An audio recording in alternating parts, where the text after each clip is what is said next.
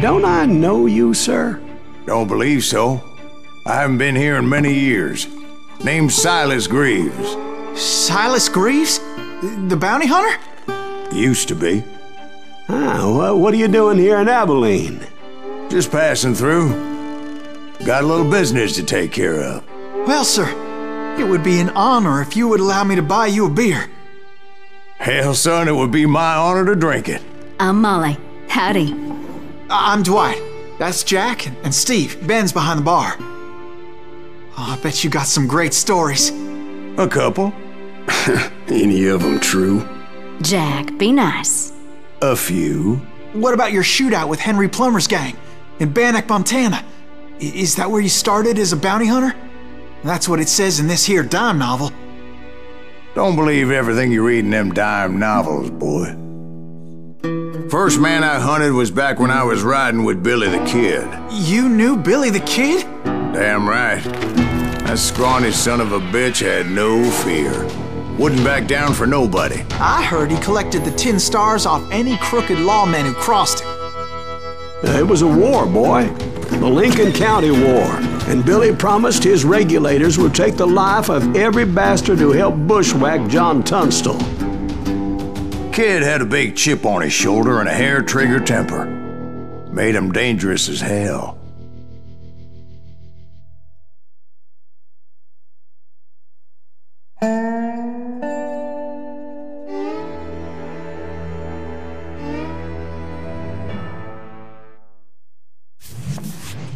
It was about 30 years ago. Billy was hiding out in an abandoned farm near Stinking Springs. I threw in with the kid because the man I had sworn vengeance on was riding with Billy's enemies. But before I tell you why I want that sumbitch dead, let me tell you what happened that day. I was heading back to the hideout when suddenly I had this funny feeling. Funny, haha? No, Steve. The other kind of funny.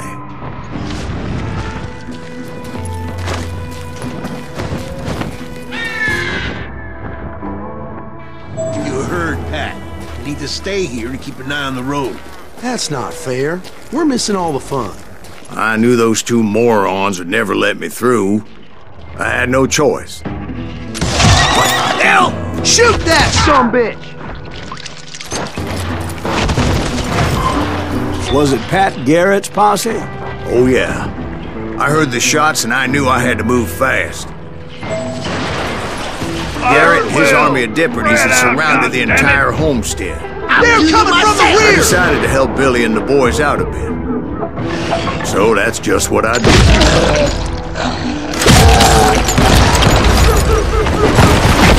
Hey, we have one behind us!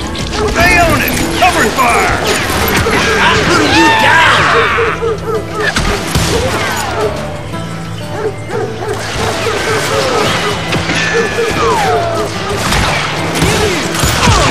As the governor of New Mexico was paying for the kid's apprehension, Garrett was able to hire every gun hand in Lincoln County. You think you can kill me too?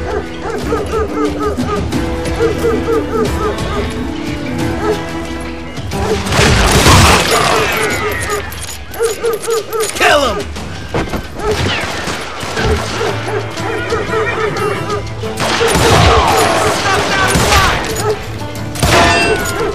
I'm done with you!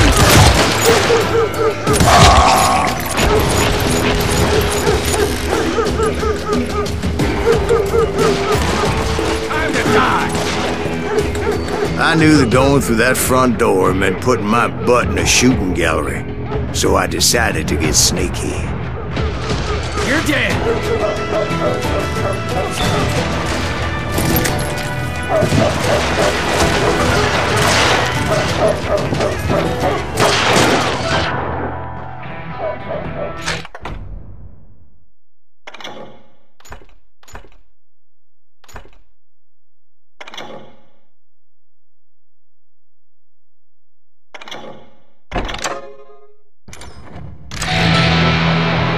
Watch out! He's one of them! God damn it, he's right behind us! Where the hell's Garrett's men were running around like a bunch of chickens with their heads cut off. Send these some bitches! I'm putting you down!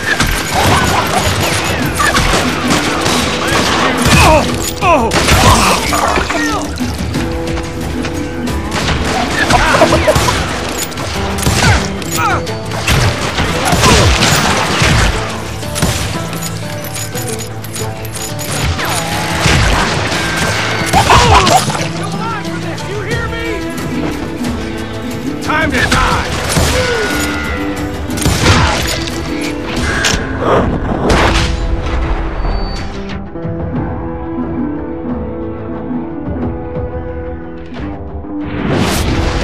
Still, one of them reached the water tower. Not a bad idea. It would be a turkey shoot from up there.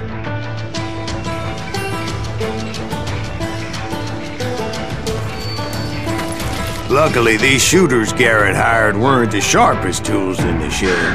I'm here! A lot of them were saddle tramps or sod busters or drunken drifters looking to make a few bucks.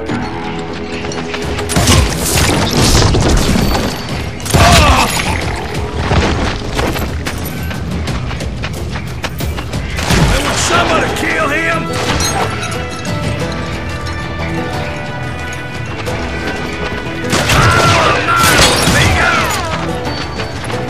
Kill him, for Christ's sake!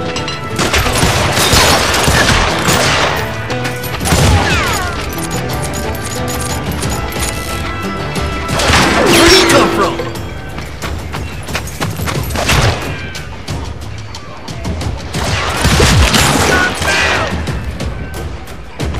You're dead!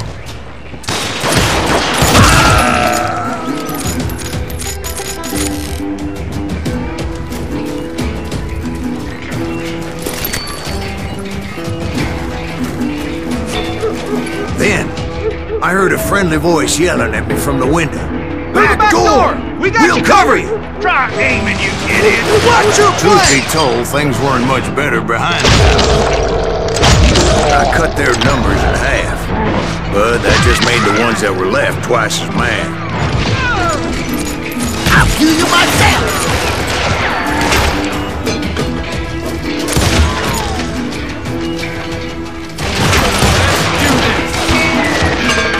You think you can kill me too?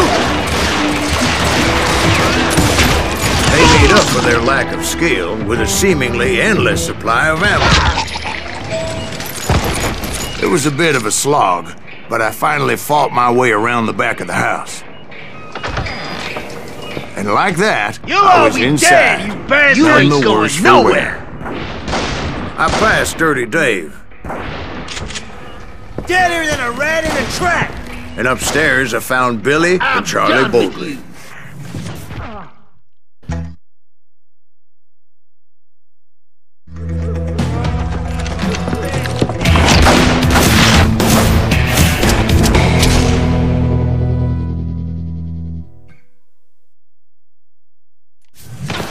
Billy looked at me and said, "About time, amigo!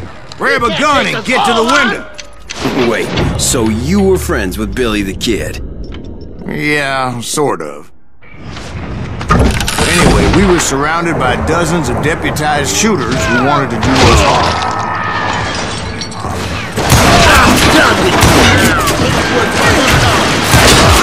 How you like that?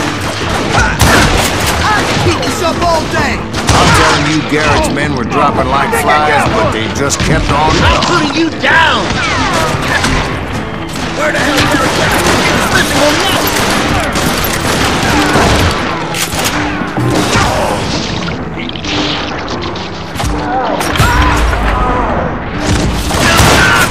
You hear me? You think you can kill me too?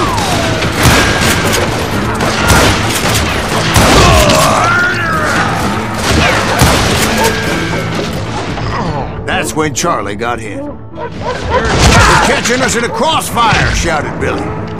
"Get to the other side!"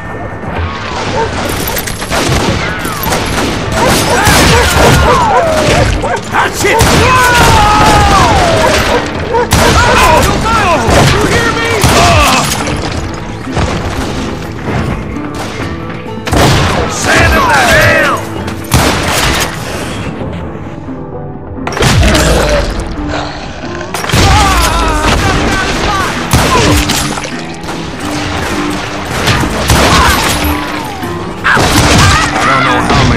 cocksuckers I personally put down, but it was pretty clear, even to Billy, that maybe discretion was the better part of valor.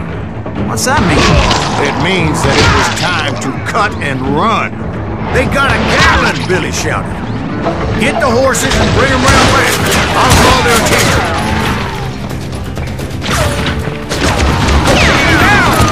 He directed that order at me, and I thought, why the hell do I have to do it? But I went anyway.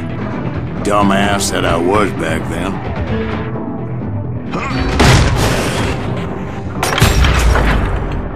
Oh, make a run for it! Those poor sons of bitches are done for! Many would have fled in my place. But I had that false sense of invincibility that many young men have. Like Jack here. What are you saying, old man? Jack, he's just joshing with you now. Yeah, he better be. Mr. Greaves, please continue. Please, call me Silas, ma'am. Now, where was I? You were heading for the barn. Gonna cut you a new one! Oh!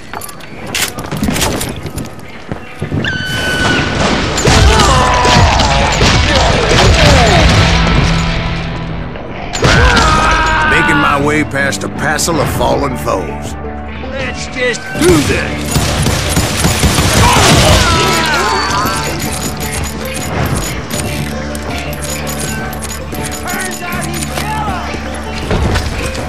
You or me? Sounds like Garrett hired a whole regiment of hired guns.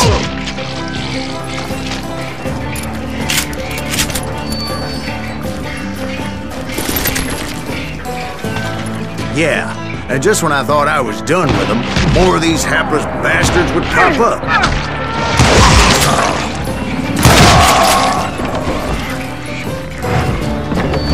Finally, I had the stables within my reach.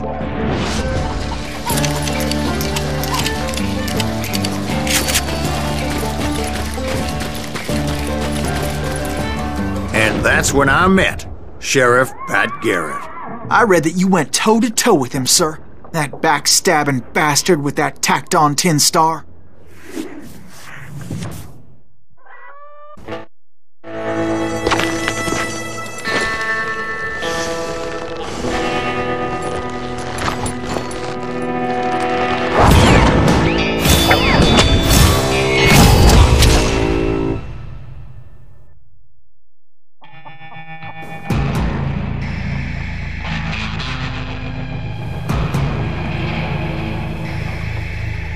You challenged him to a showdown. You read that in a dime novel? It said he showed no fear as he took your measure with eyes like a rattlesnake.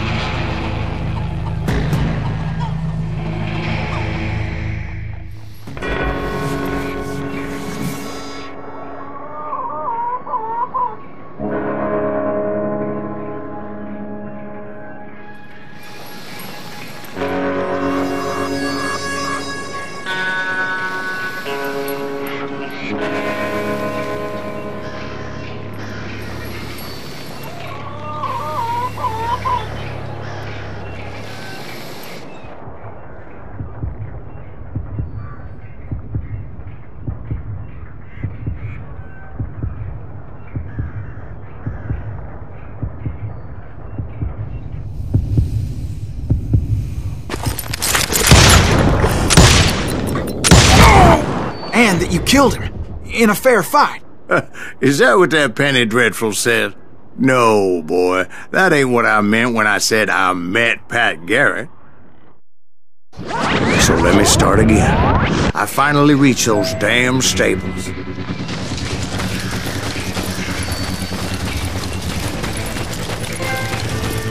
Stepped inside, and BAM! Last thing I heard was Garrett's voice. That's not Billy. And go on, how did it end? And, boy, that was just the beginning.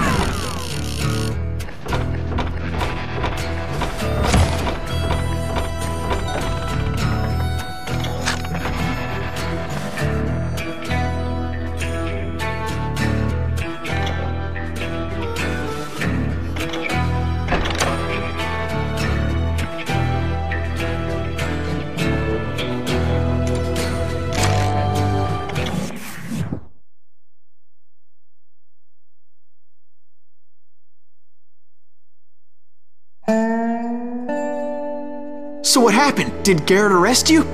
Yeah, after I came to, the bastard had clocked me with his Colt.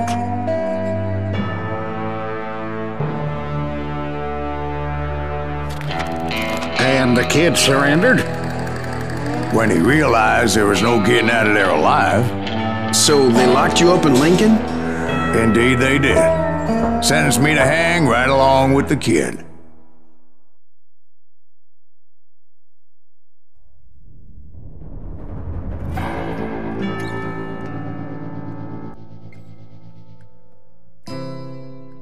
It's important to know that I was only riding with Billy so I could find the bastard I was after.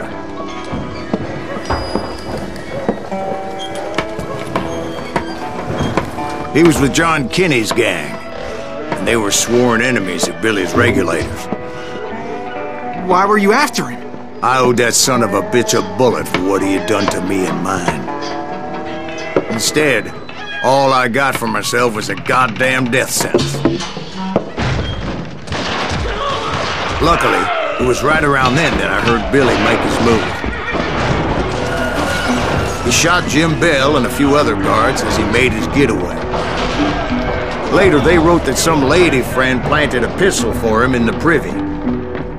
What the papers didn't say is that Billy helped me escape too.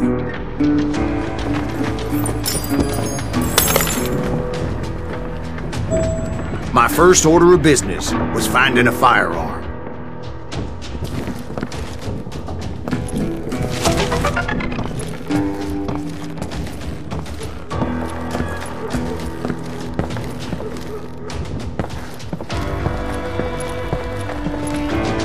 Luckily, I located Deputy Bob Ollinger's mean-ass shotgun.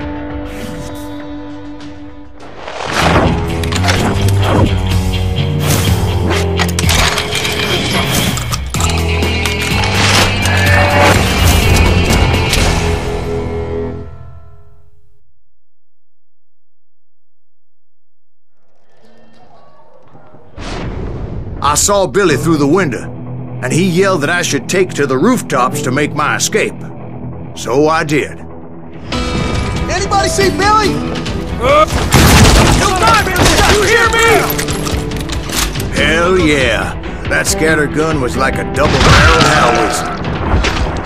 It could blow a man clear off his feet. You hardly had to aim the damn thing. The kids escaped raised a huge ruckus.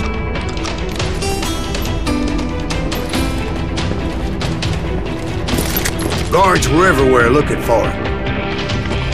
Can't let the kid get away! Oh my God! Anybody see him? We'll have to do everything!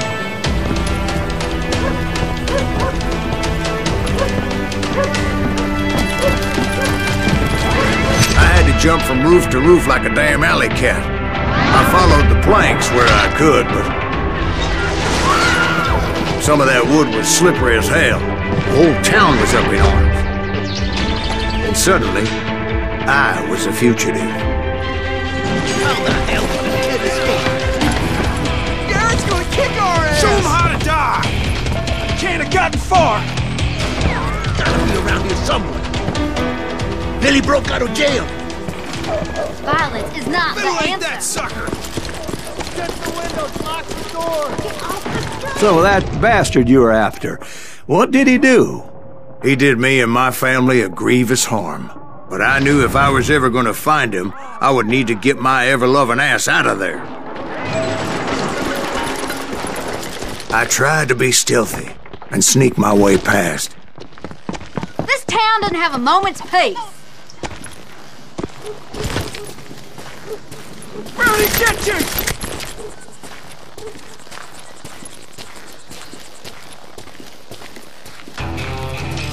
You! But hell, if they weren't all waiting for me. Apparently, some of them thought I was Billy. You hooligans can go to hell.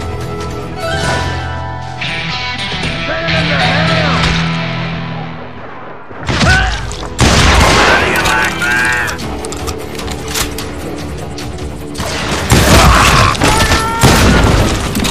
I don't get paid enough for this!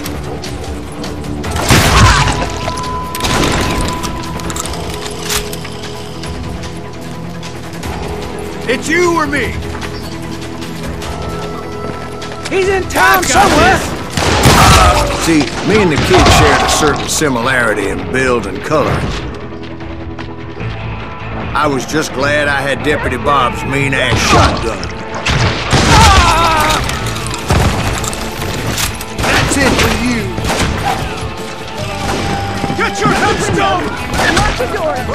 Children here. So much lead was whizzing by my head, it was like everyone in Lincoln wanted to put me in the ground. I knew I needed to find a horse. Though I never did have a great fondness for those four-legged grass eaters. Smelly, sweaty, ungrateful beasts.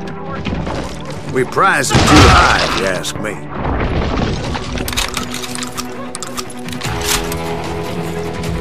Leave him to me. Kill him!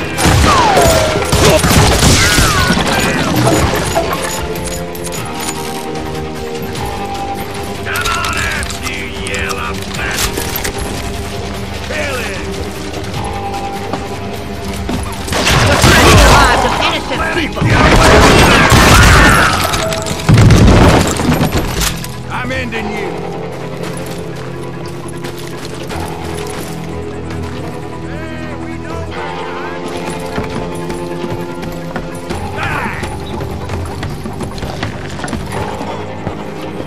Damn town's going to hell in a handbasket. It's you or me.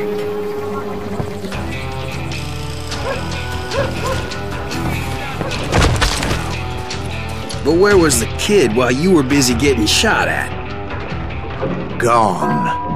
And that's when it occurred to me why Billy set me free.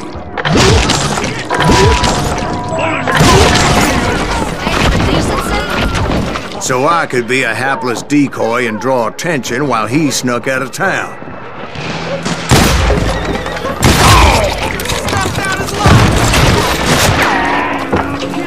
Take him down! I knew if I made it out of there in one piece, no one would put a price on my head. Because everybody in Lincoln would be dead? No, because they all thought I was Billy. And all that blame would fall on him. Meanwhile, Deputy Bob Ollinger was organizing a posse to put me down. He was already a mean son of a bitch, but he was doubly pissed that I stole his mean-ass shotgun. Anyway, it was me or them, and the only way forward led me straight to perdition. But the cards were dealt, and I had no choice but to play them. Get the women off the street! On your tail! Murderer! How the hell did he get away?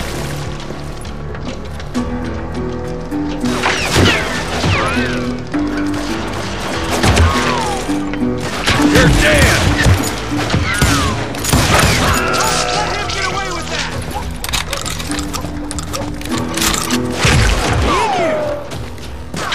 I'm putting you down!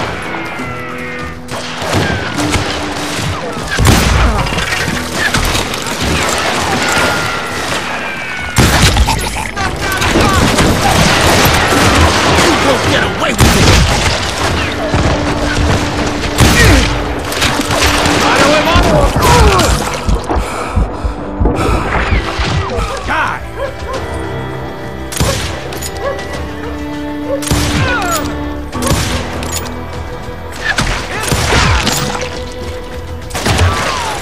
Put down your weapon!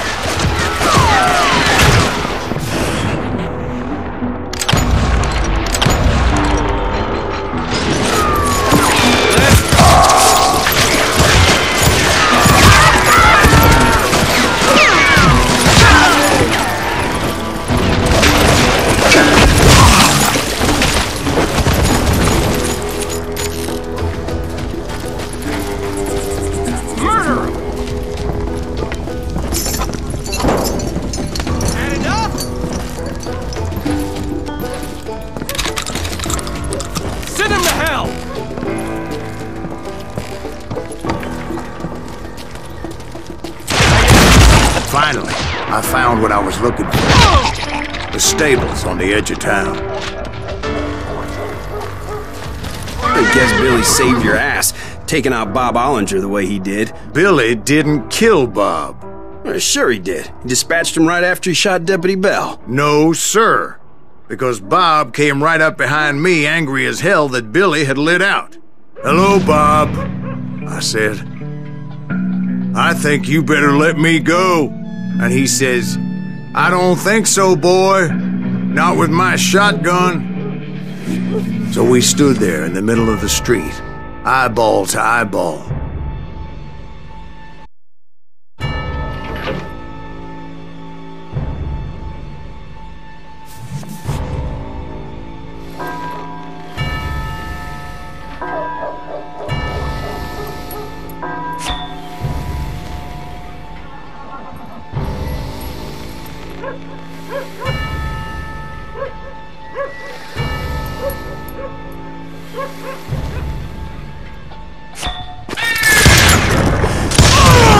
Some say I fought unfairly.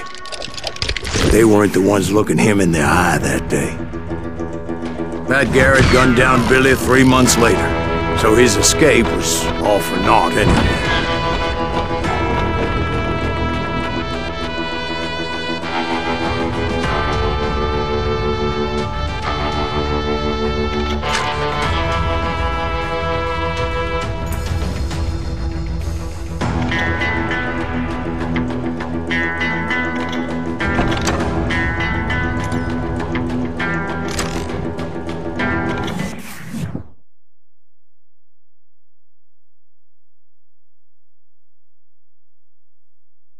So where'd you go after Lincoln?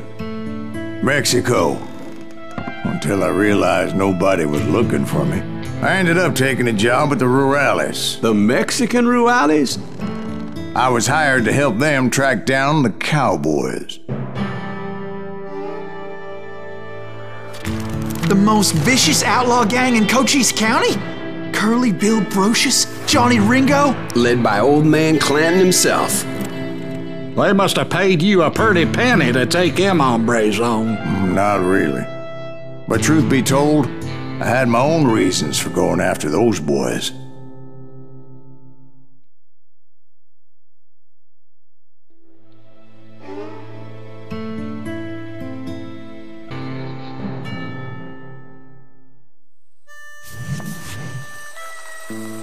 So was the bastard you were after now riding with the cowboys?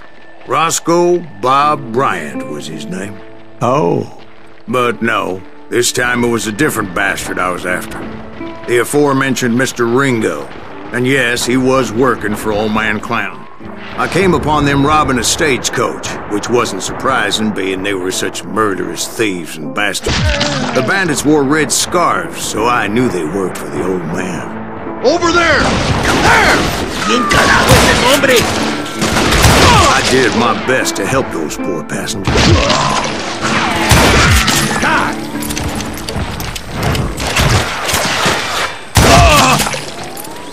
Moments later, the attackers were dead, and I checked the stagecoach to see how many passengers were still breathing.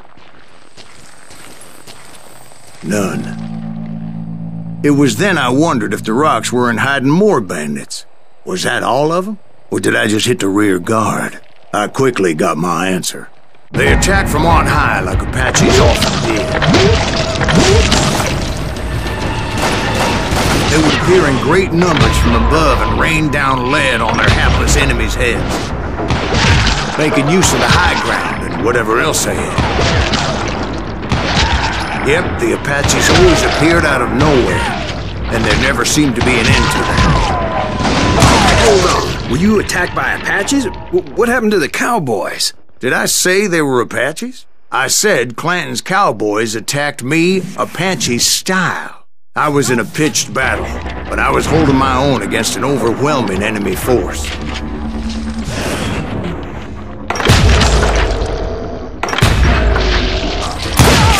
You're done. See, at the time, I was still pretty green and would often blunder into regrettable situations. But I just kept shooting at anything I could see up in those damn rocks. I didn't see Ringo, but I knew he was with the cowboys. He and Roscoe Bob had done me a dreadful wrong, and I was determined to have my revenge. But to get to Ringo, I knew I'd have to fight my way past these other assholes first. Unfortunately, I was running out of ammo. Another perfect example of my relative inexperience as a hunter of men. I immediately knew that a tactical retreat was called for, as my vengeful fury was much less impressive without the bullets to back it up.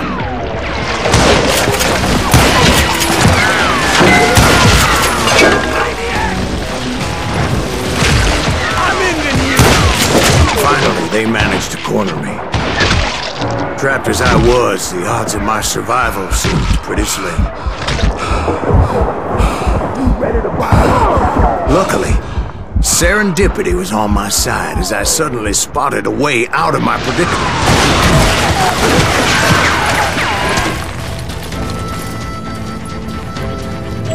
Bring it on. I ran ahead as if the devil himself was after me. Bullets were whizzing by my ears, but I wasn't about to roll over and die. I just kept running like there was no tomorrow. Because there wouldn't be if Clanton and his men caught up with me. As I was scurrying around those caves, I thought, what was I thinking, going up against a gang like this?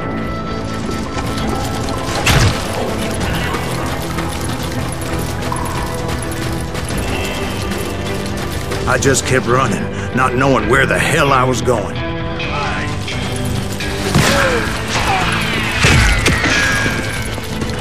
That's when something miraculous happened. Like manna from heaven, I found the desiccated remains of what looked like an Apache warrior. The old weapon next to him supplied me with some much-needed ammunition.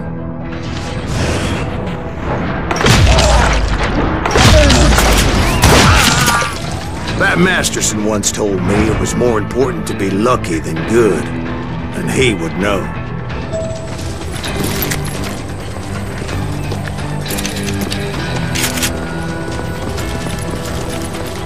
And imagine my surprise when I found a fistful of dynamite to go along with that ammo. That stroke of good fortune evened the odds and bolstered my confidence. It was time to turn the tables.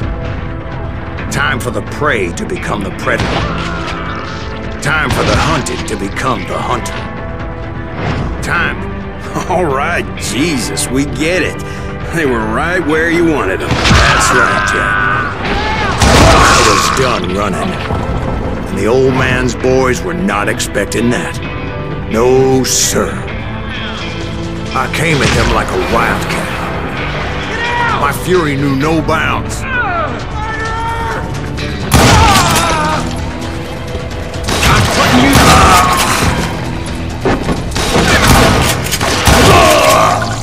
It was finally time for that old man to pay for his sins.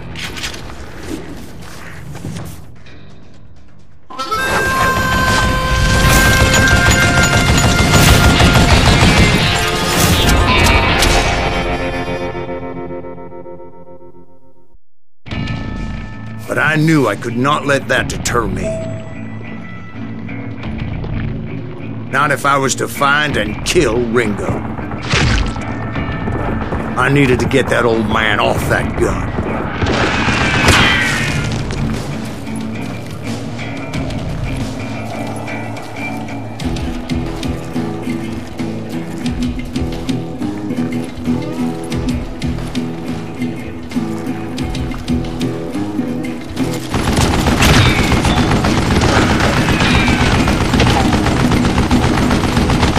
Damn, I gotta reload.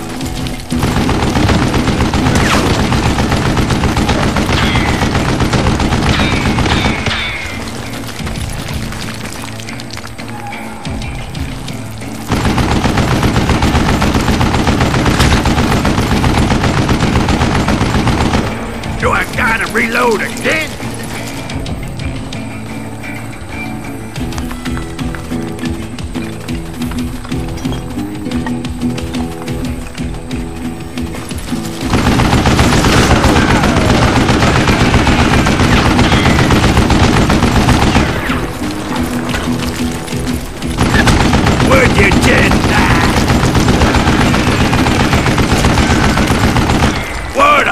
piece of crap!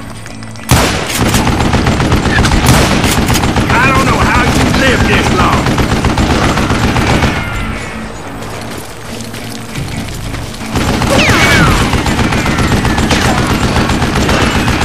Wait!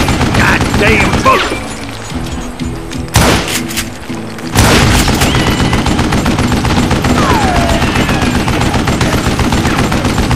You one stupid sumbitch! Most everyone thought it was the Ruales who had come up against him in Guadalupe Canyon, but it was just me. What'd I ever do to you?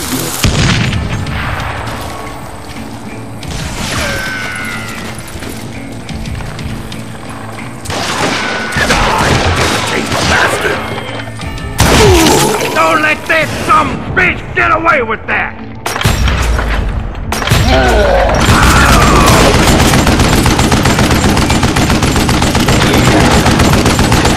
Would you just die?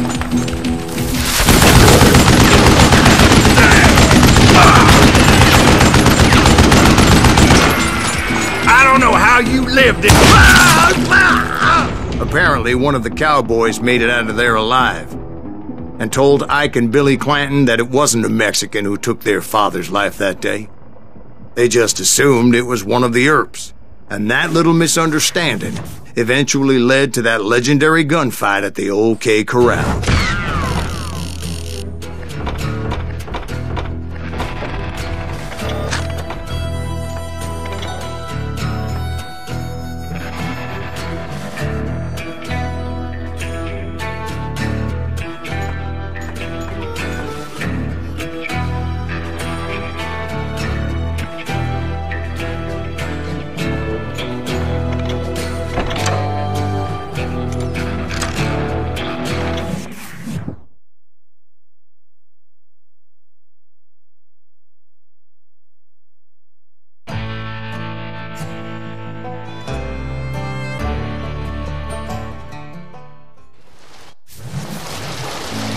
A few weeks after that dust-up at the OK Corral, I was still after Johnny Ringo.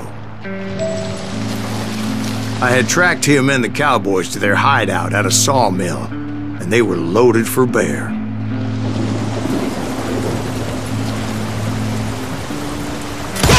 So, what exactly did Johnny Ringo do to piss you off? Well, him and that other bastard.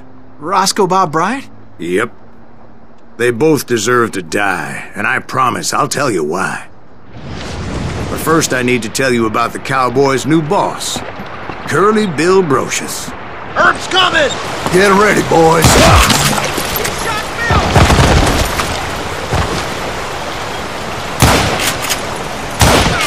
Kill him! Let's do this!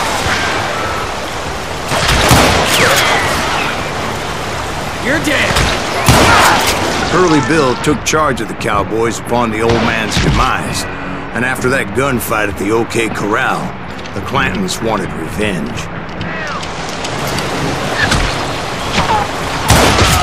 You'll die for this, you hear me? Take him down!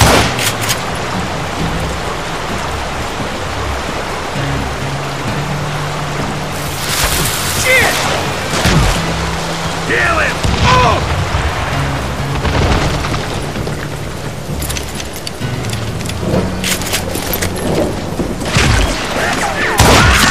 So they murdered Morgan Earp and grievously wounded his older brother, Virgil.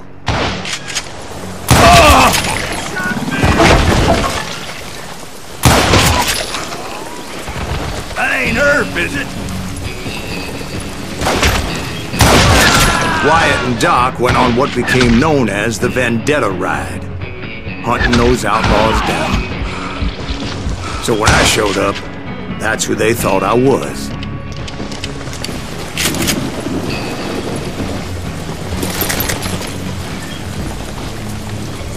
Cut him down! Maniac!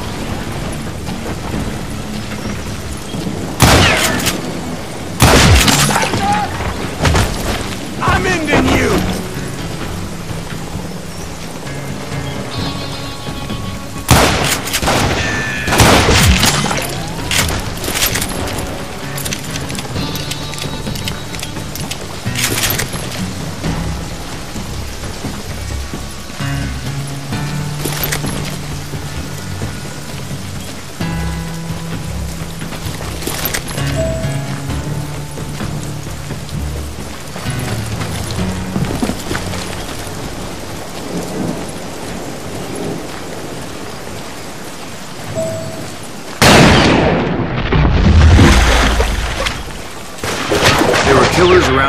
every corner.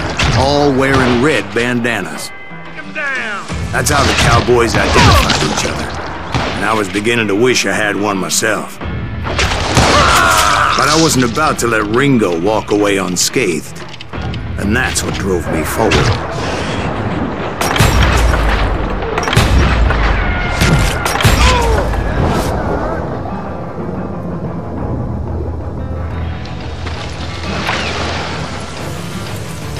Kill him already!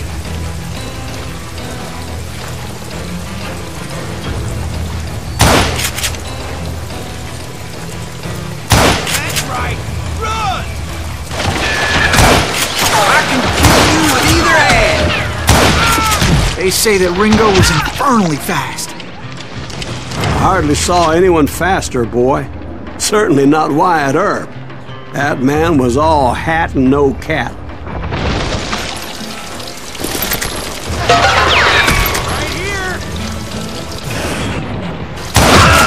Earp wasn't much of a match for him, but Doc Holliday might have That lunger should have kept his nose out of it. He never charged anyone for the murder of Morgan Earp. taken. But everybody knew that Curly shot him in the back. That was common knowledge. Yeah, maybe so. But Ringo had nothing to do with it. He was just being loyal to a friend. Is that what you call it? Being loyal? Well, to get to that loyal friend, I had to pass by some buzzsaws as big as a man.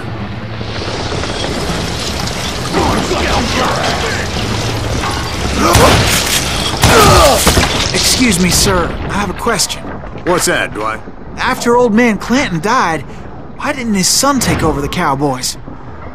Because Ike Clanton was dumber than a box of rocks and a yellow belly to boot.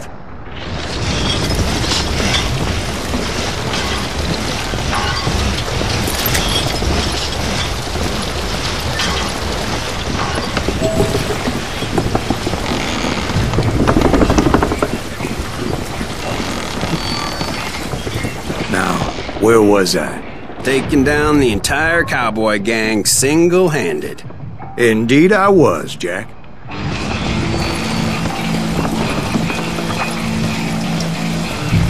Murder him!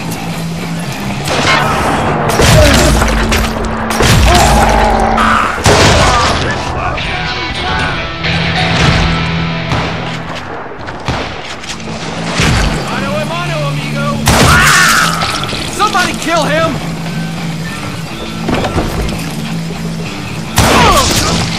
Get away with that! Send him to hell!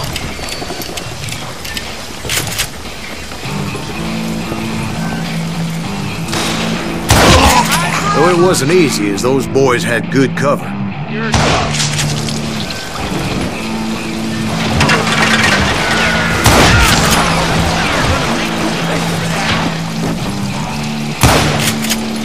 Can't believe you keep missing!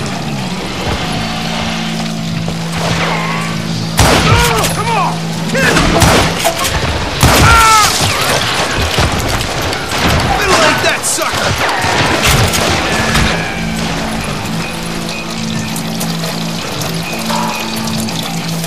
Is that dynamite? We'll have to do everything!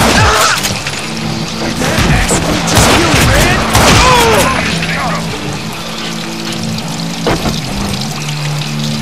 Is that one of Wyatt's boys? Don't let that asshole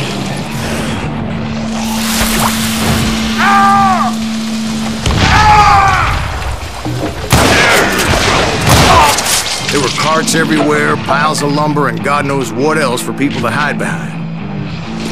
That really was one hell of a sawmill. Quite an impressive operation.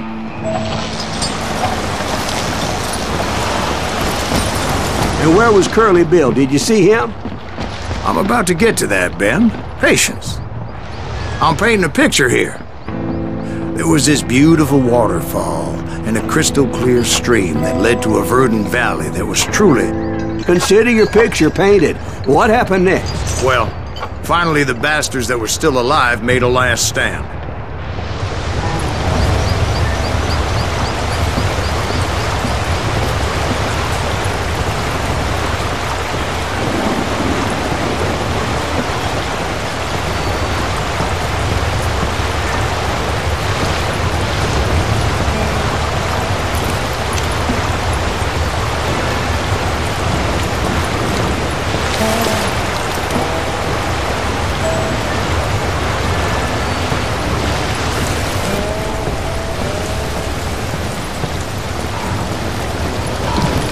Curly Bill, Johnny Ringo, and his compadres took off into the lumber yard, and I followed after.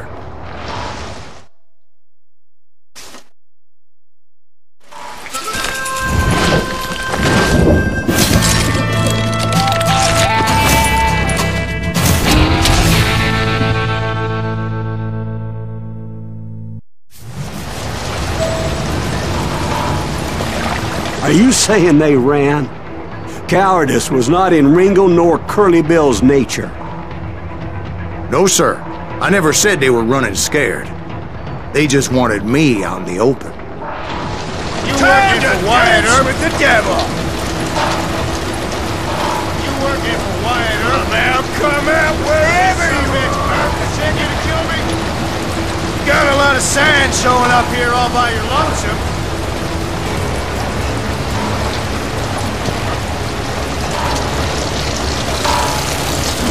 That son of a bitch, Earp, send you to kill me?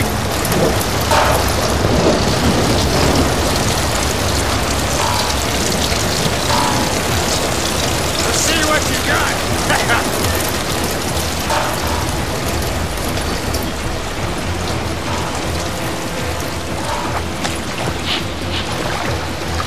Come on out, son. Come on out, son.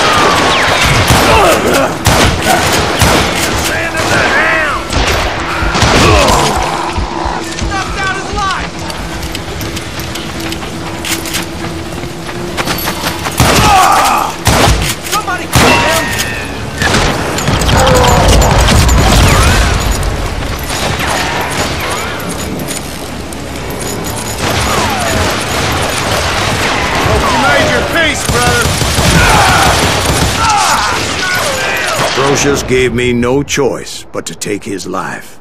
But Ringo was nowhere to be found. I knew you didn't kill Ringo, because he was found dead in a different location altogether. To this day, his killer is still unknown. Indeed. Took me a few months before I finally tracked his ass to West Turkey Creek Canyon.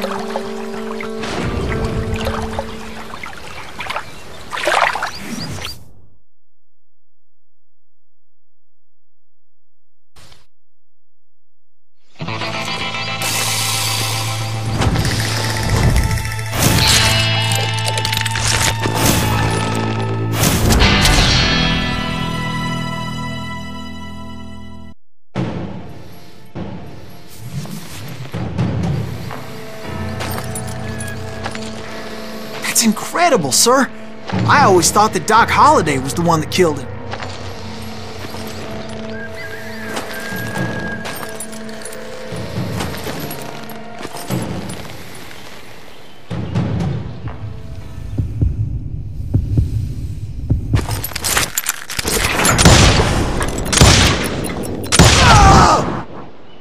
Sorry I had to ruin the legend for you, boy. But the legend ain't always true. Doc Holliday had nothing to do with the death of Johnny Ringo.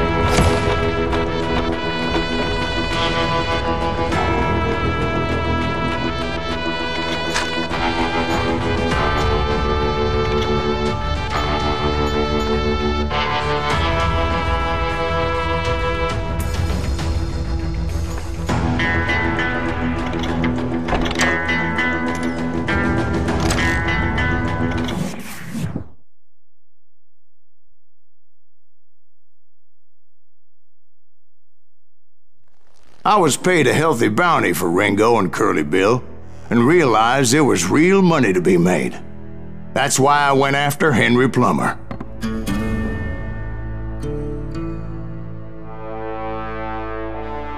Now, wasn't he the sheriff who augmented his income by shaking down miners and robbing gold shipments? That's the one. Oh, yeah, I remember him. He ran that gang of thieving outlaws called the Innocents. So it's true that you went toe-to-toe with him? Indeed I did, son. Indeed I did.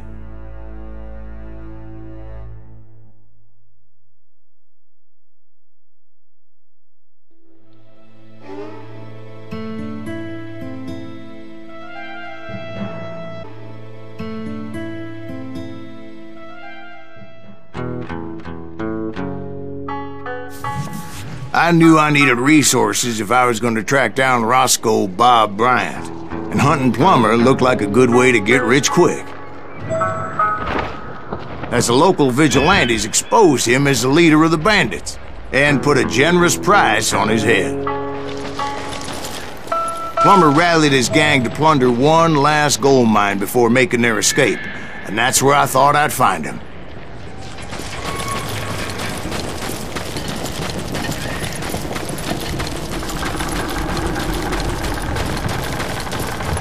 It makes me nervous standing so close to all these goddamn barrels of gunpowder. Why would you be nervous? No one has the cojones to come after us. As long as you don't light up a cigar, we're fine. Besides, George is up there on the rocks with that rifle of his. Nothing gets past him. Oh, yeah? Pointed out Don't let him get a shot up! God made men. Samuel Colt made them equal. It's you or me?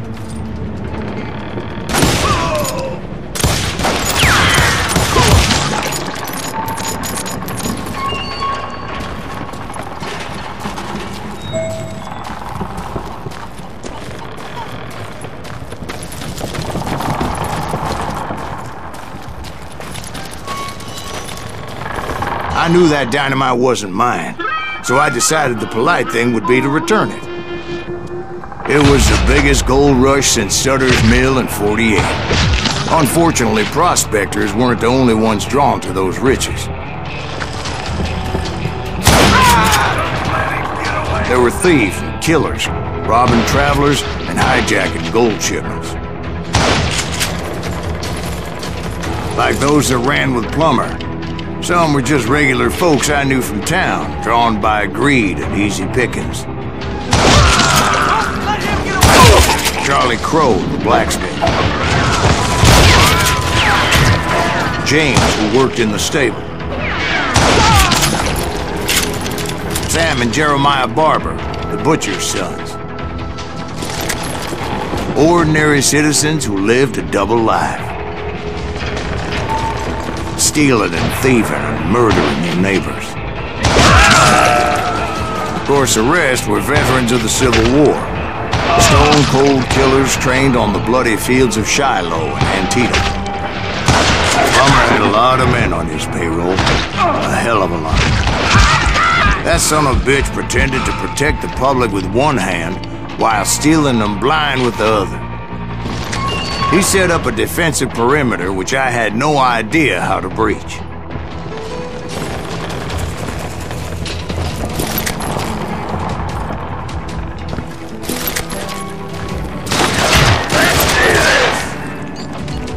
Would somebody kill him? Dangerous, desperate individuals. I was outnumbered and in way over my head, but I was too damn stubborn and stupid to realize it. must have thought I was touched. Or had some kind of death wish. Seeing as there were barrels of gunpowder everywhere.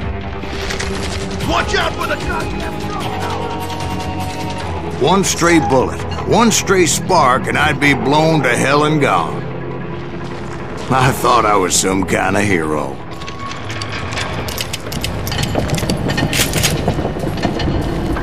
I finally made it past and headed on to meet my destiny.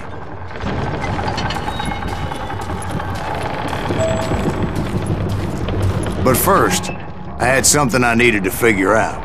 I had a few ideas on how to get into that mine, but once I made my decision, I knew there was no turning back. So my first thought was to enter the nearest mine portal. I saw an entrance. Made sense. It was the quickest way in, but that also made it more dangerous, as there would undoubtedly be enemy pickets posted along the way.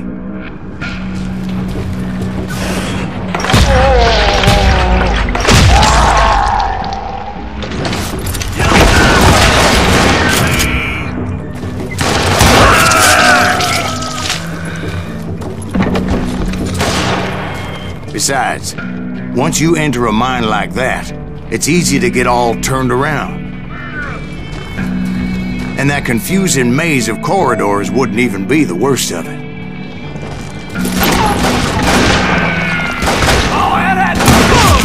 Some of those shafts could be as deep as hell. How is that possible?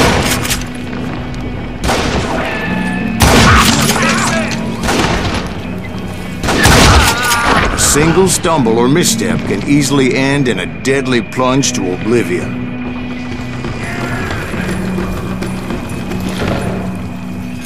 Take him down!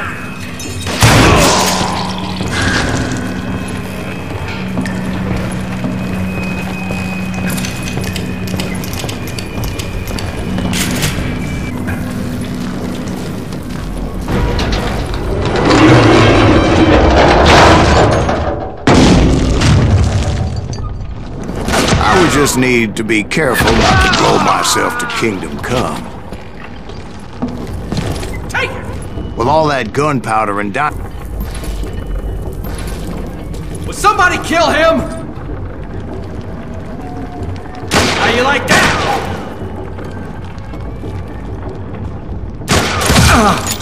I think I winged him! Murderer! Time to die!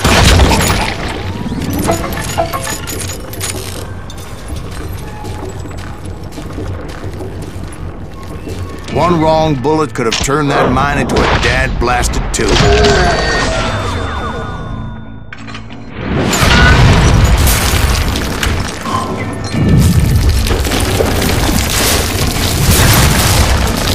I freely admit that my plan of attack was not just moronic, but clearly insane.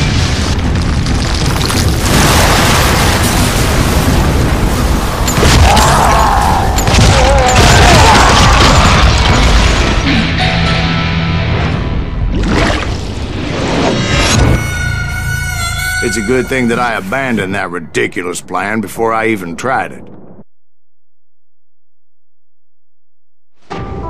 Instead, I spotted a ladder, a way into the mine from the opposite side.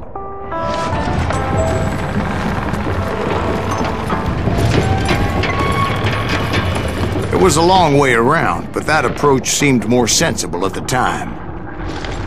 Of course, being I had a problem with heights, that scaffolding scared the bejesus out of me. Climbing down that ladder required some caution, because even though I had a younger man's reflexes, no man can dodge a damn bullet while climbing down a rickety ladder.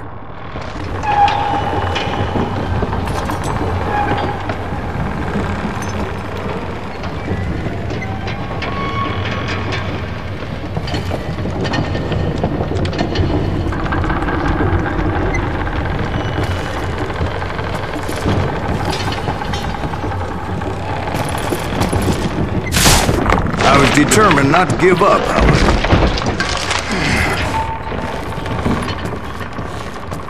as Sheriff Plummer seemed quite a despicable character. When the vigilantes discovered what the sheriff was up to, people were outraged. That 10,000 they put on his head would go a long way to helping me find old Bob. And I had made it my mission to settle that score come hell or high water.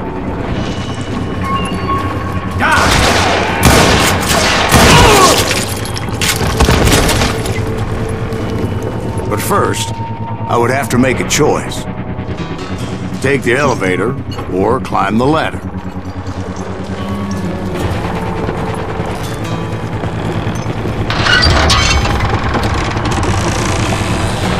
I picked the more convenient and more dangerous route.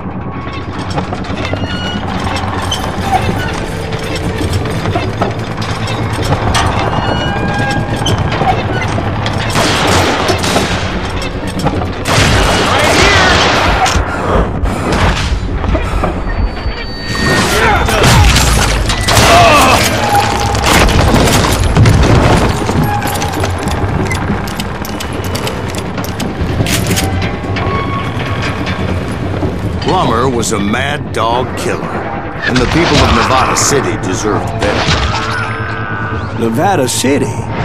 Well, I thought Plummer met his maker in Bannock, Montana. Right, well, he was the sheriff of both places at one time or another, but that's neither here nor there. The point was, taking him down would save a lot of lives, including my own.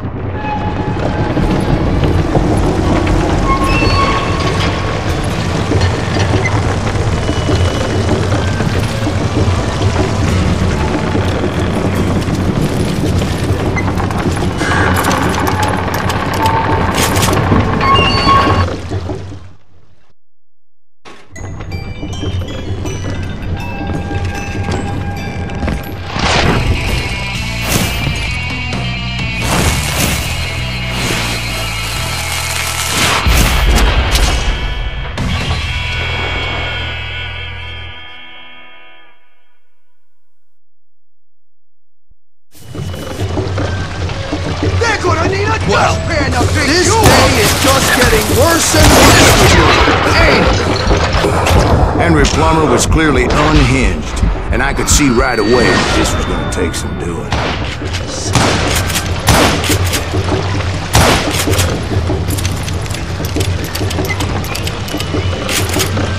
You can shoot!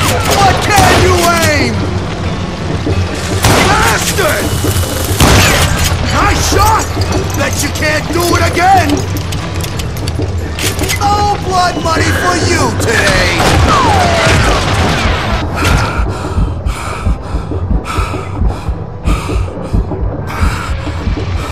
You ain't taking me! I need some help here!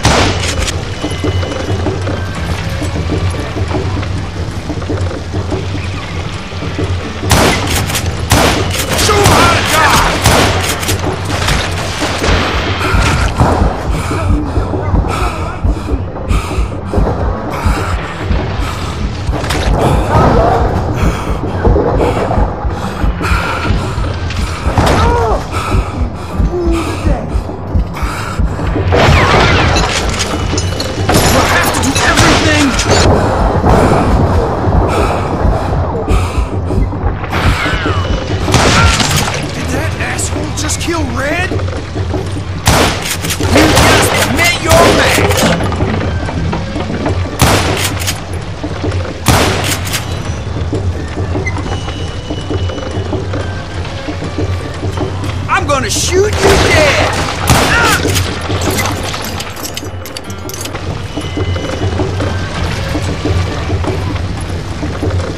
They're gonna need a dustpan to pick you up!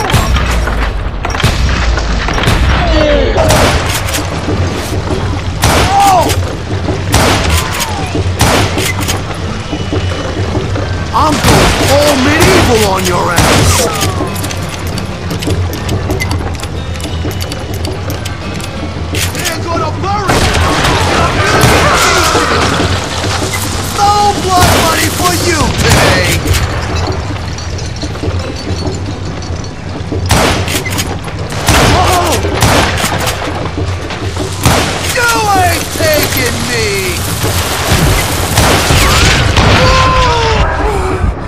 That's how Henry Plummer died. Him and his crew were worth their weight in gold. And now, I was officially a bounty hunter.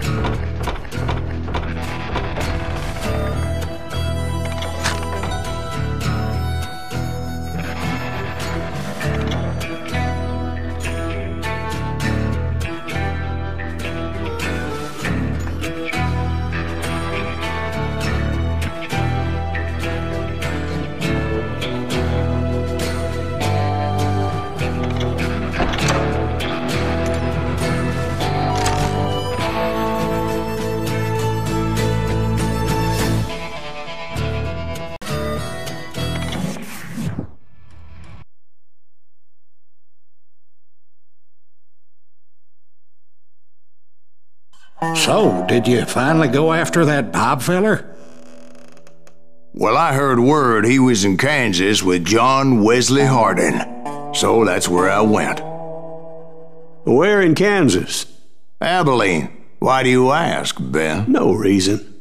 Was Hardin as fast as Ringo? Ringo was fast, but John Wesley was as fast as the devil himself.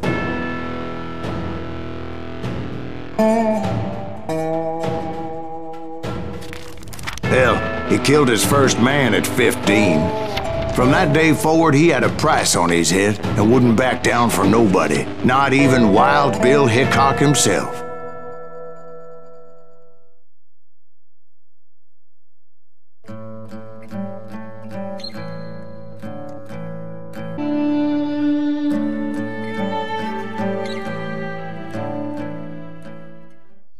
I dodged death many a time, and that night in Abilene was no different.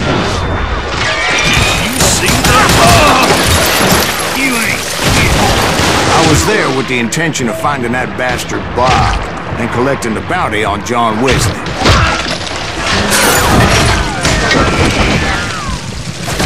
You think you can kill me?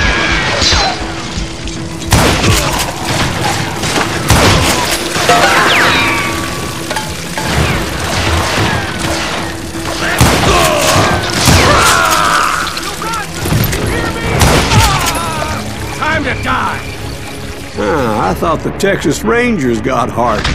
Yeah, that's what they want you to believe. It was cold in a witch's tit and a brass bra that night as I fought my way past his loyal compadres.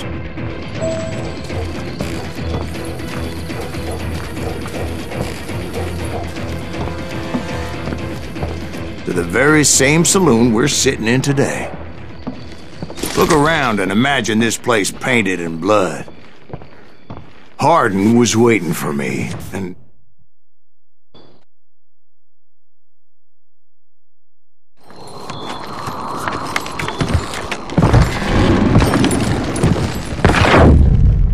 Wait, I'm jumping the gun here. Let me back up and give you some background on this sumbitch. He deserves that much. Don't you think so, Ben? John Wesley Hardin was a killer.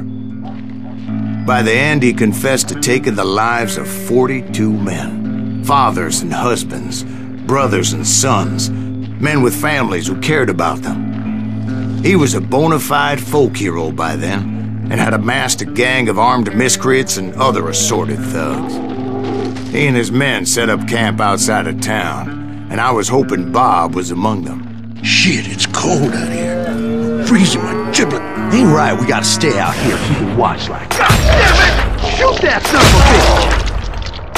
They didn't ask why I was there. They knew. As most of them were wanted as well. I figured Hardin was here somewhere, but to get to him, I'd have to get past his gun hands. I had to spill a lot of blood to find out Hardin wasn't in that camp.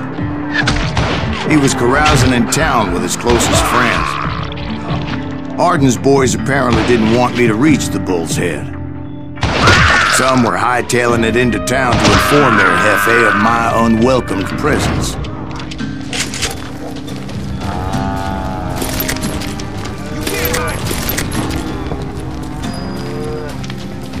Ventilate that sucker!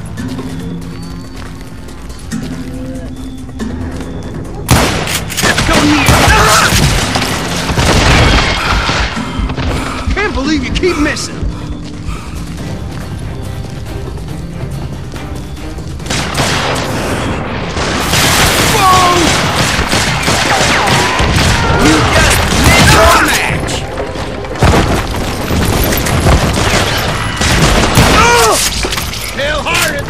Coming for him! Stop that sumbitch! Let the boys know we got another law dog.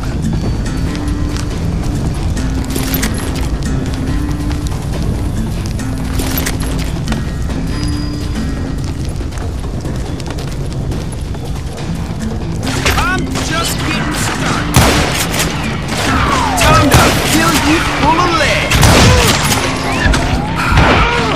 I wondered if Bob was among them.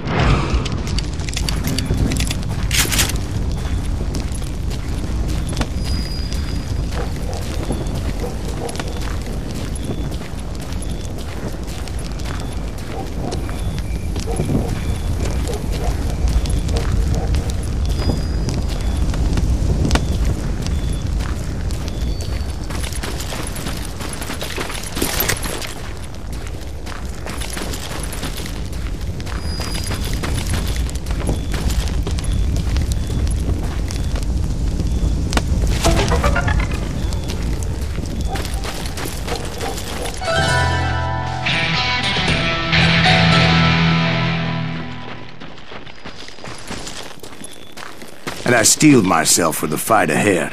For as good as I was, deep down I wondered if John Wesley wasn't just a little bit better.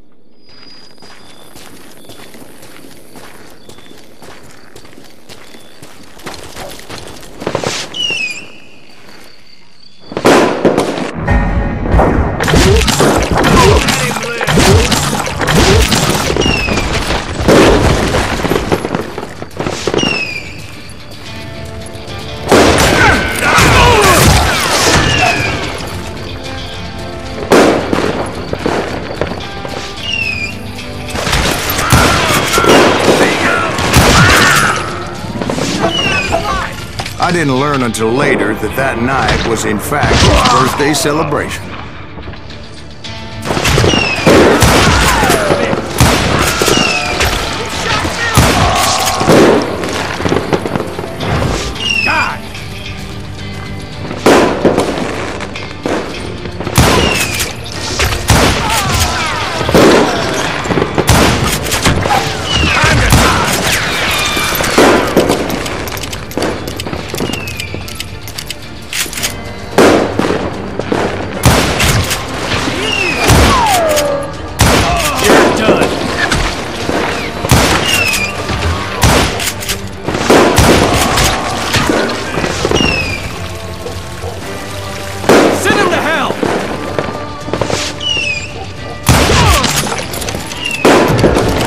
I think I already mentioned that I found Harding in this very saloon. Suffice it to say, nobody there was happy to see me.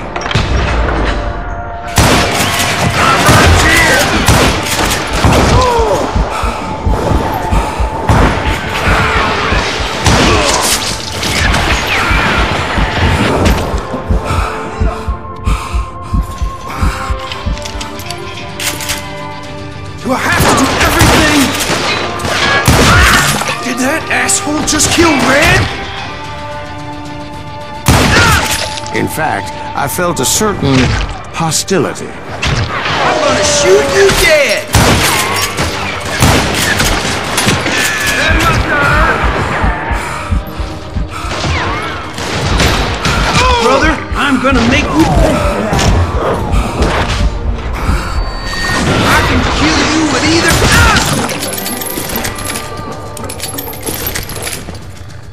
Hide, you lily-livered son of a bitch! Kill him already!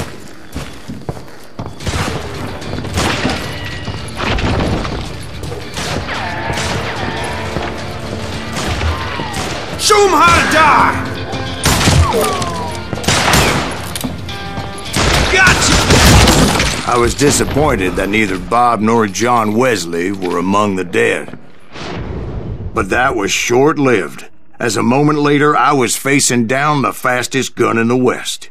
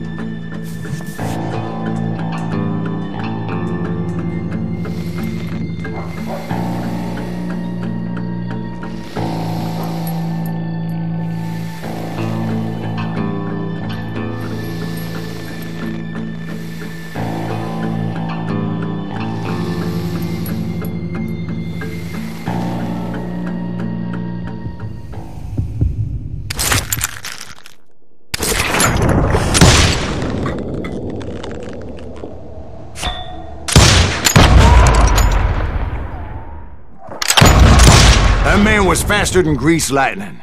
But being inebriated as he was, he didn't count his shots. And now, he was at my mercy. So he didn't die? No, I sent him to prison. Years later, after he was free, some restless Avenger took his life. Shot him in the back at a saloon just like this one. Anybody up for another beer? Ben?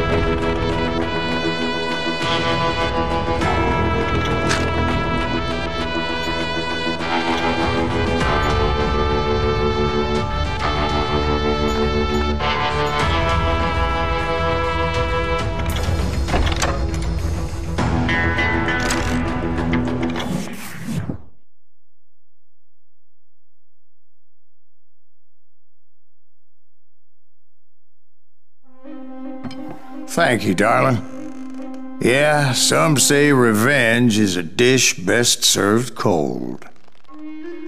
So whatever happened to that Bob guy you were after? Personally, I'd like to hear some of your other adventures. Like, I don't know, did you ever go toe-to-toe with a red man?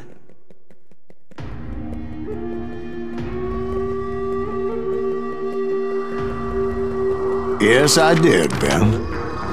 I remember once I was after this renegade Apache, Grey Wolf. Strangely enough, revenge was also his primary motivation.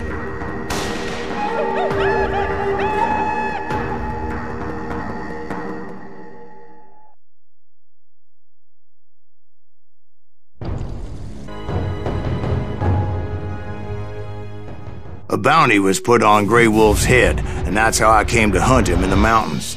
Mountains so high they tickle the nether regions of heaven.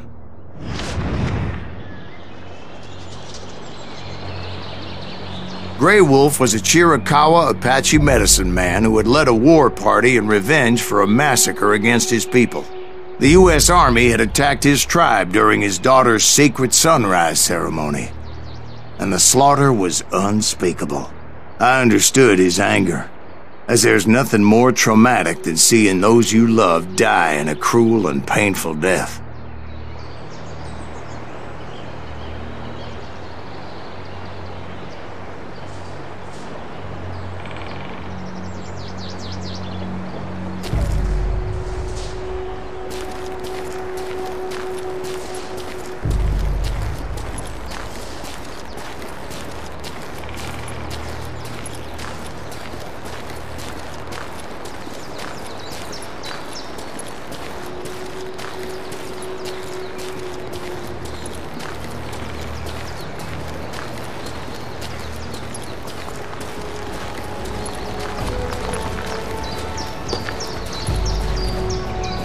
Right from the beginning, I couldn't shake the feeling that Grey Wolf was watching my every move. He led a band of young Apache warriors who wanted retribution and were more than willing to die for him.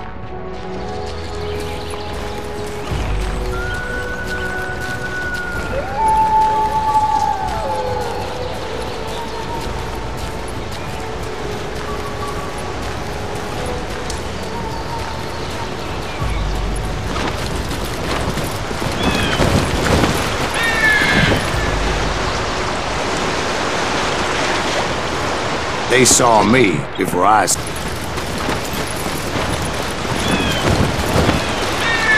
They saw me before I saw them.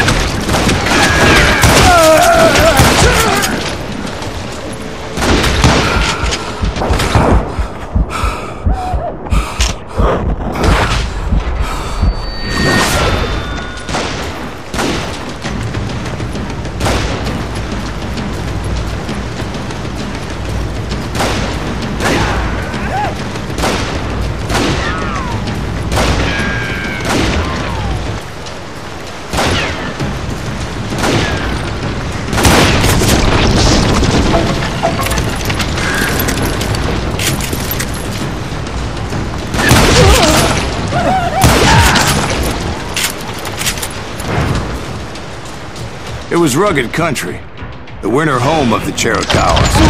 And that's why they were treated there.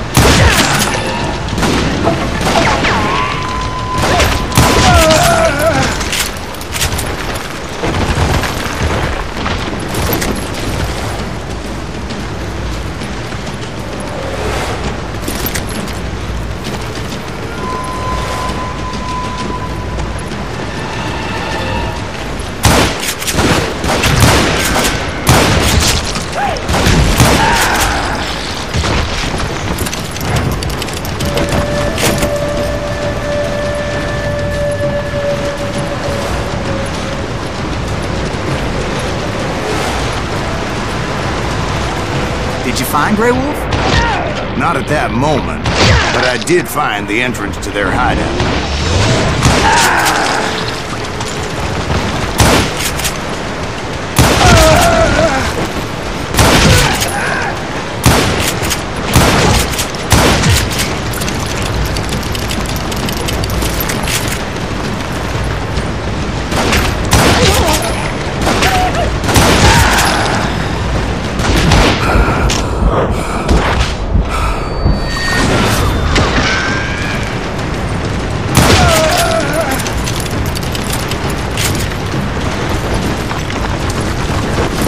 Deep crevice that led to a deeper cave. Don't tell me you went in there. Yeah, but it's not out of bravery so much as pure, angry cussedness.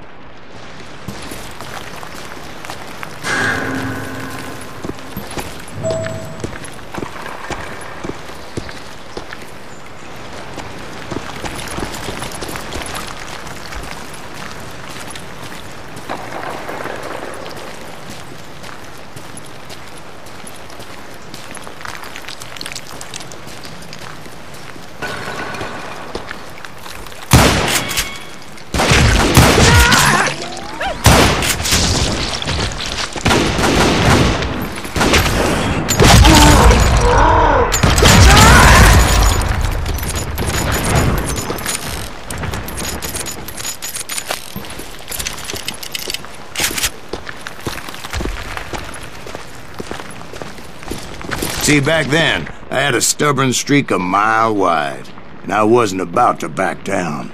So it was like pitch black in there? Actually, it was pretty well lit, as they had torches on the walls.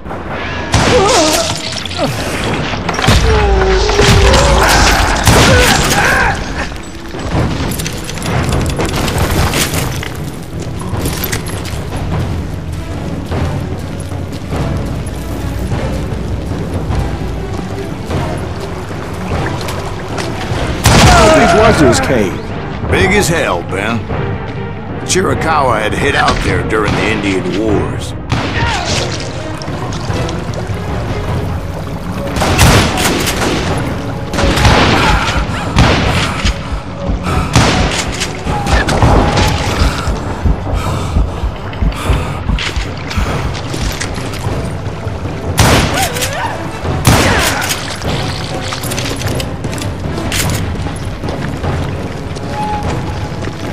They thought it was haunted with the ghosts of those murdered by the horse soldiers.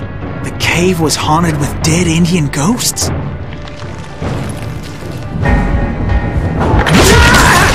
To be honest, I was more concerned with the live ones than the dead ones.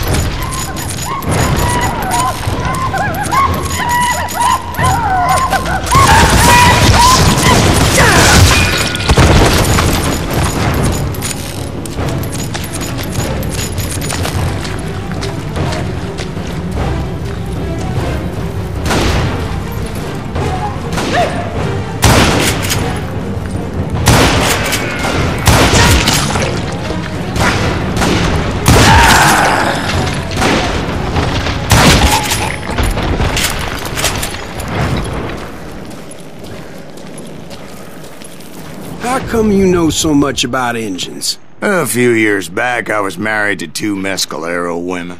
At the same time? Yeah, they were sisters. Polygyny is traditional among the Mescalero.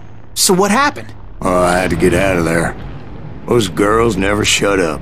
Both of them nagging at me all the time. Drove me half crazy. Haven't seen them since. No, I mean, what happened with Grey Wolf? Oh, well, I pursued him into the Cave of Death.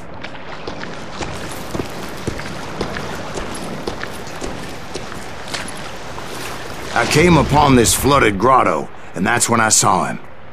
He came to me unarmed and unafraid. His voice echoed in the shadows, and I sensed he meant me no harm.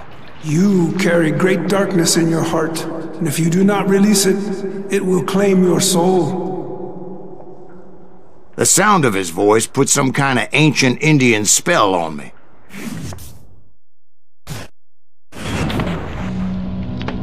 As his story unfolded in my mind. You will come to this place again and kill many more men, and the darkness will grow until it consumes everything that you are.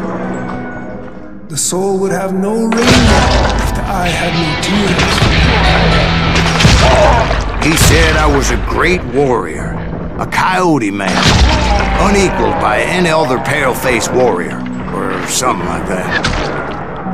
Snakes will bite shadows of your past until a venom poisons your heart, and an echo of the song of the dead summons the spirits deep from within the mountains. I didn't quite get what he was saying, but there was definitely snakes. And indeed, his warriors surrounded me and attacked me like hungry wolverines. They couldn't stop me though, and Grey Wolf wasn't in the mood for idle talk.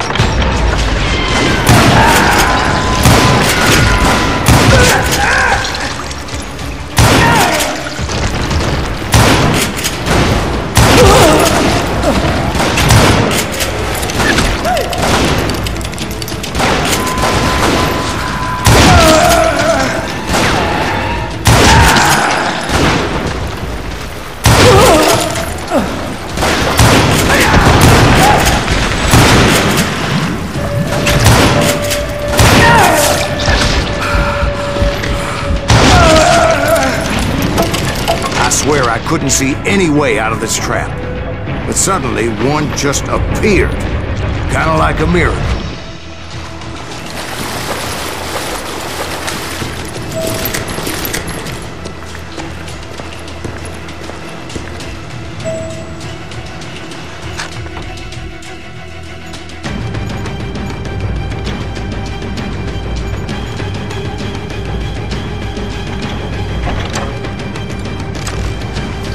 felt like I would be lost in that damn cave forever.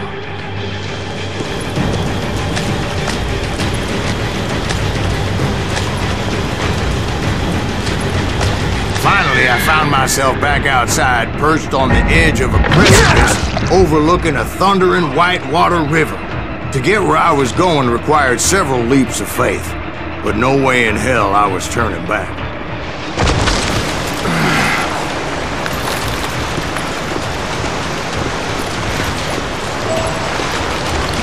I chased after him, determined to make him explain the meaning of all that mumbo-jumbo.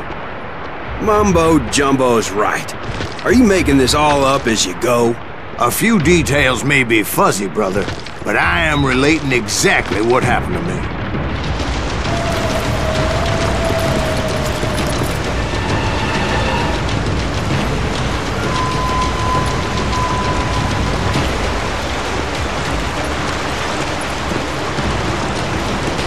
There were dozens of Apache warriors aiming at me from on high. Dozens?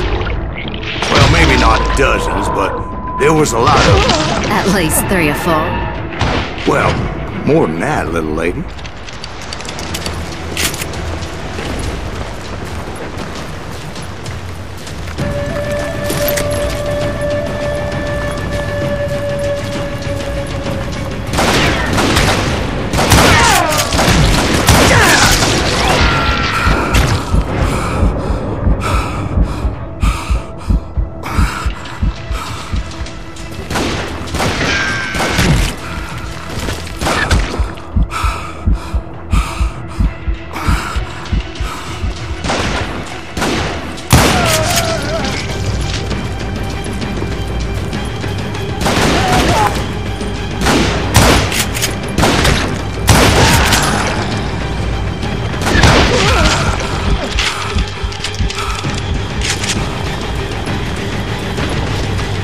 A steep climb up creek ahead of me and scrambled up those rocks like a mountain goat. I was determined to locate Grey Wolf and find out exactly what the hell he was trying to tell me.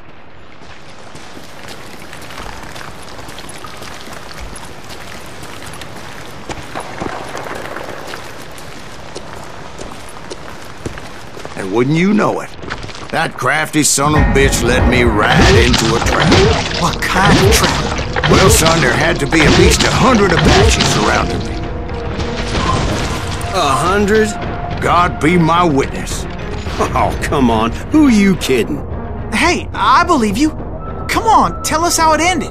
All right, but I'm not gonna drag this out. Where were we? You were surrounded by 100 Apache warriors. Well, I didn't take the time to count them exactly, but there were a lot of them.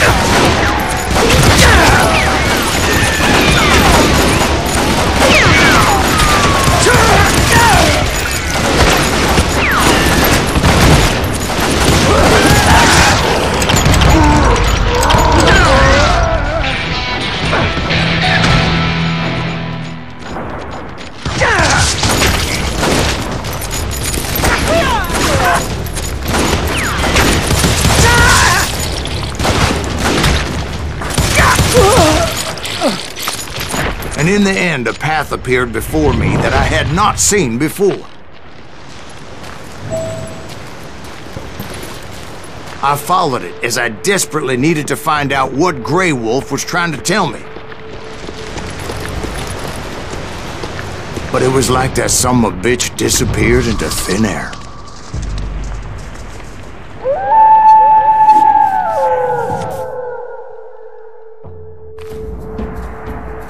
Never did find him. And never did collect my goddamn bounty.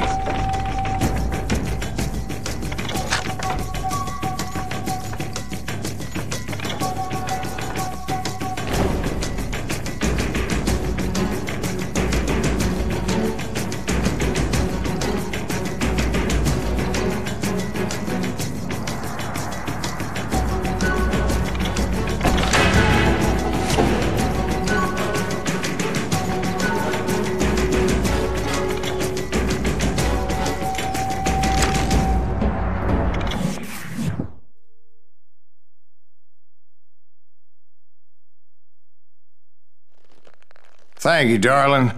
It's interesting how the truth can sometimes seem might malleable, depending upon your point of view. Like how those dime novels make you out to be something you're not? Jack, don't be starting trouble.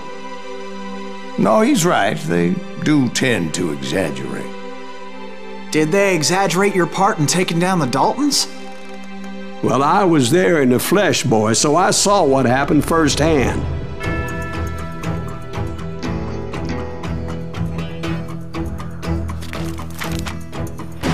Those Daltons were lawmen once, before they all went bad, robbing banks and trains clear across the territory. Until Coffeeville, of course. I was one of the citizens who took up arms that day. Fighting on the side of the right? I did my best, sir. We all did.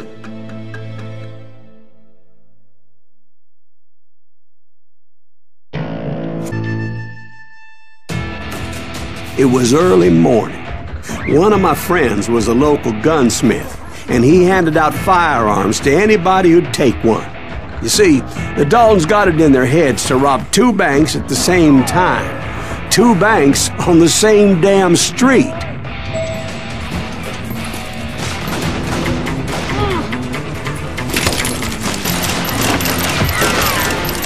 I can kill you with either hand.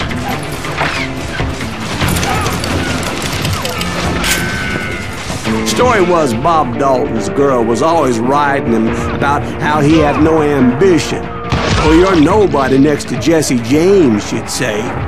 Finally, the bastard took his brothers to Coffeeville just to shut her up. Right. It's always the woman's fault.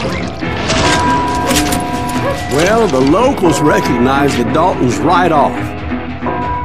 Before they could get away, half the town took up arms to defend their property. Their first mistake was pulling a job in their own damn hometown.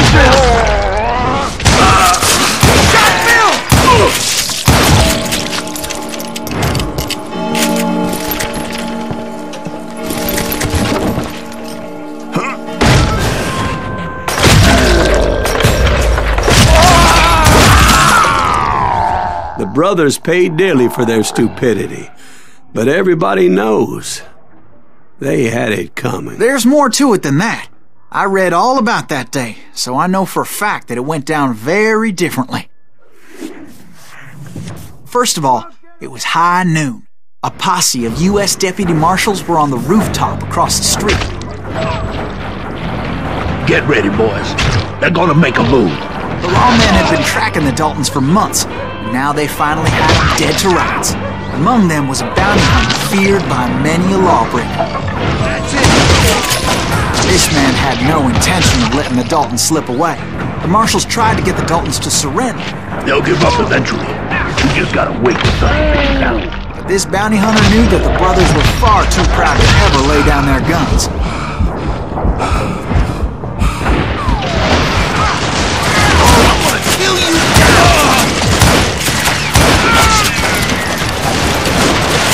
He went in there alone to confront those criminals.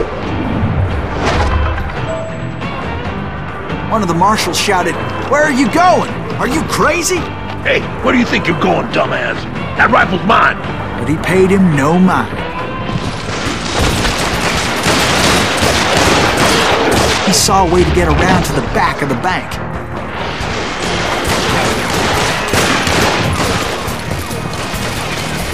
Then he figured out how to hit the Daltons from a direction they weren't expecting.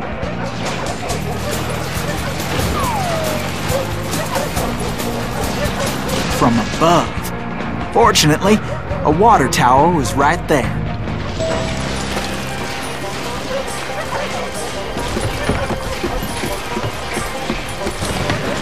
A moment later, he was climbing up a steep ladder, laughing at danger as he did.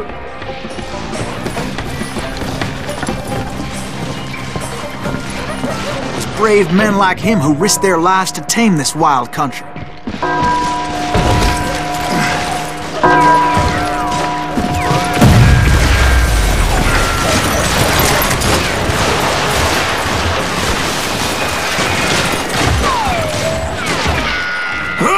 We've got company.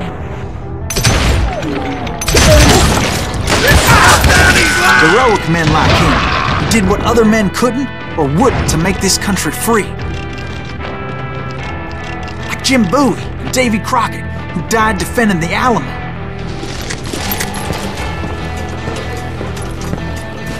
Is that Silas Green?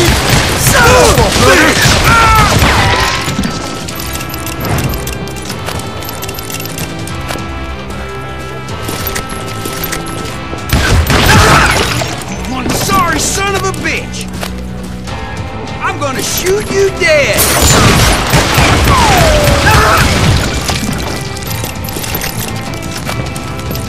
Got ourselves some fresh meat! Come on, kill him! You ain't beating me, boy!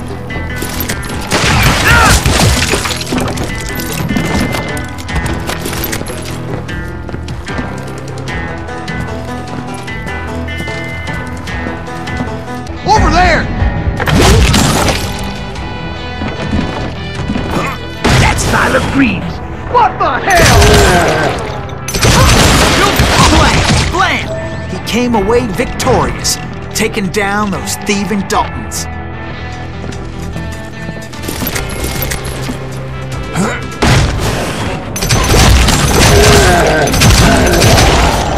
His name was Silas Greaves, and when the dust finally settled, he was the last man standing.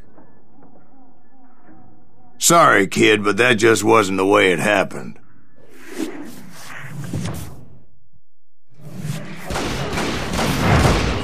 It was early evening, not high noon.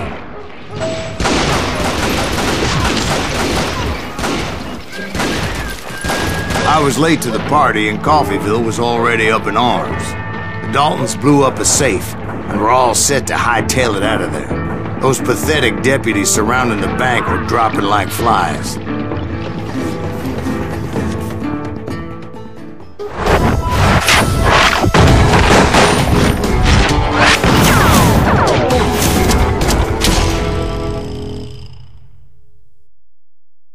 I had been tracking those jokers for months, waiting for them to do something reckless. There he is! Finally, they did. Those stupid bastards decided to rob 2 banks at the same time in the same town where everybody knew them. But they still had friends in Coffeyville.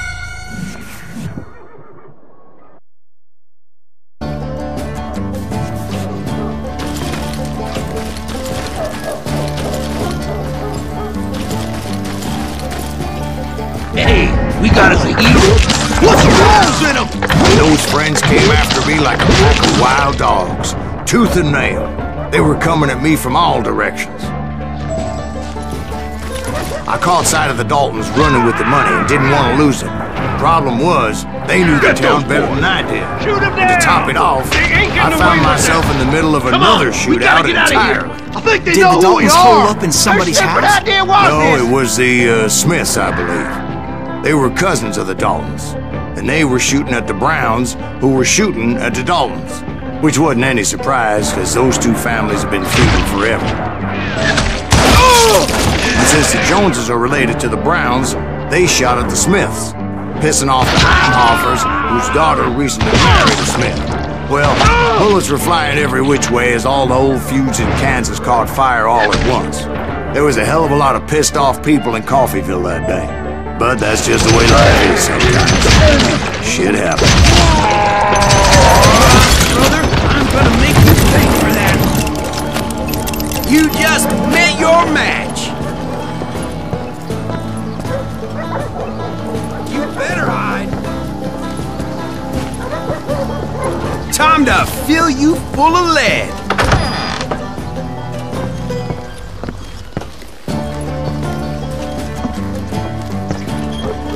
I can kill you with either hand. Yeah, you know you can't beat me. You just met your match. Oh!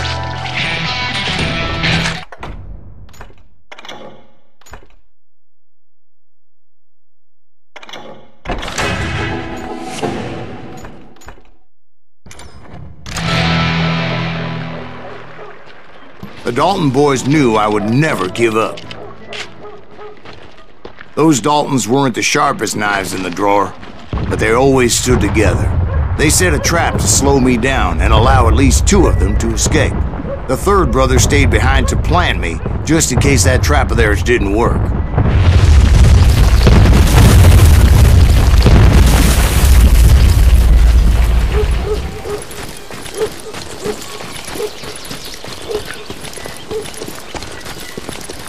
It was Emmett, the youngest, and he decided to stand his ground and face me down. I ain't afraid of you, Silas Reeves. This is where it ends for you. He was determined to protect his brothers. I understood how he felt. Taking me on all by his lonesome wasn't exactly a recipe for a long life. You're gonna have to do better than that. I'm still standing.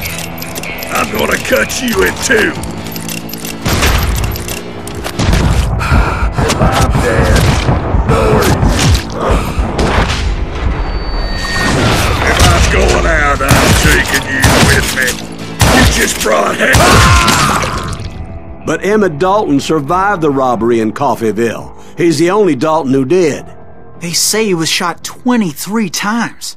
Well, Dwight, who do you think put all those damn holes in him?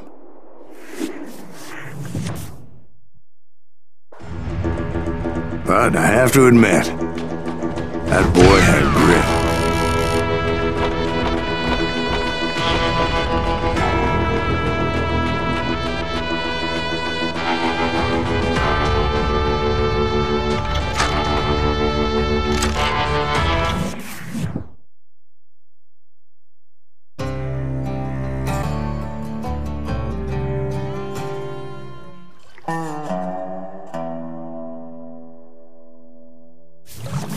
We'll get those suckers! It took me a couple of days to track the Daltons down. They can't get away with this! And in that time, a whole posse of local vigilantes offered to lend a hand. We'll track him to the ends of the earth. They seemed as determined as me to find those outlaws. But as we headed into those swamps, it was like I had my own private army. There was no way those boys were getting away this time.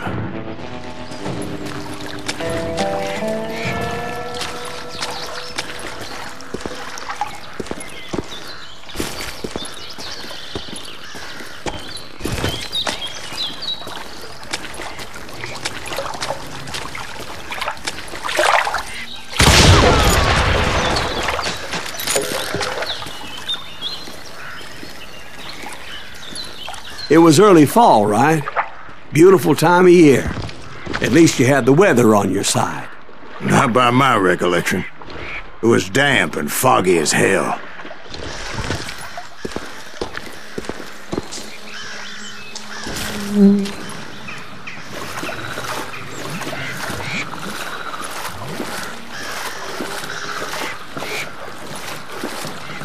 It was tough to stay on a true course, so we kept an eye out for landmarks.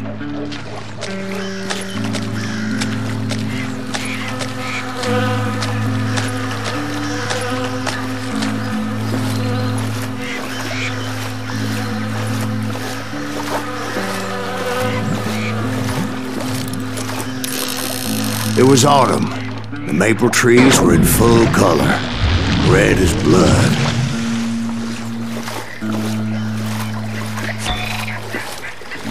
The rains that year were torrential, so the whole area was flooded. The vigilantes had spread out wide, and pretty soon I couldn't see anybody.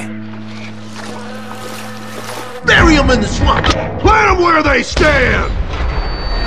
Except for some bitches ahead of me wanted to do me harm, so I had to face them alone. I wondered why my compatriots didn't come running when they heard the shots.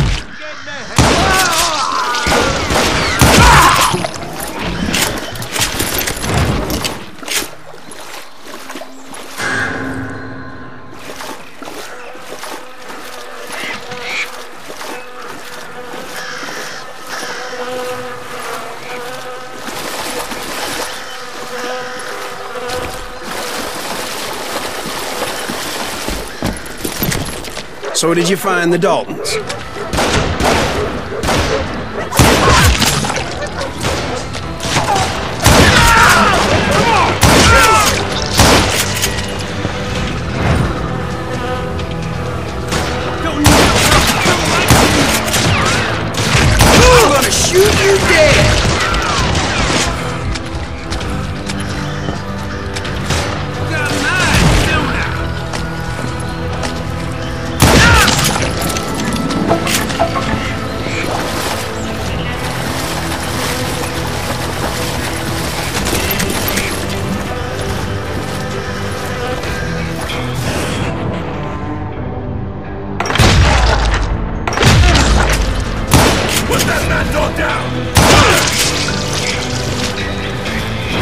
Bring it on!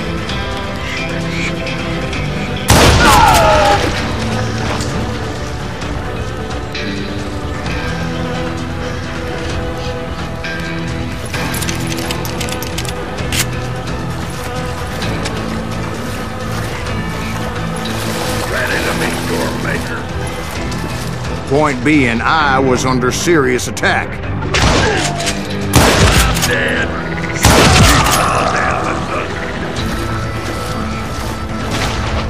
And my reinforcements was nowhere to be seen.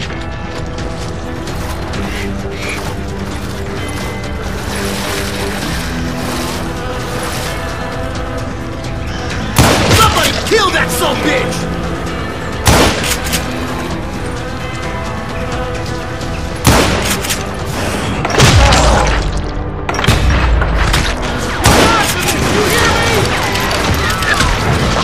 You damn bounty hunter!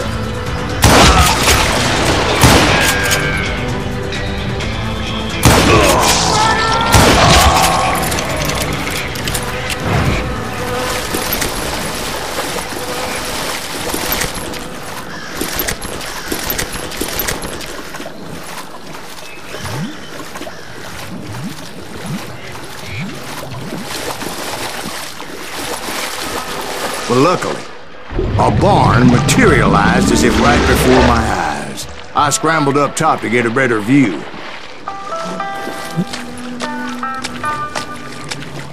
But just ended up falling inside. So, how did you get out? The barn doors was open. About right then, I saw some suspicious characters running through the bushes. Of course, I followed them. But that goddamn swamp was like a goddamn maze, and pretty soon I had no goddamn idea where I was. Steve? So I just started walking, and pretty soon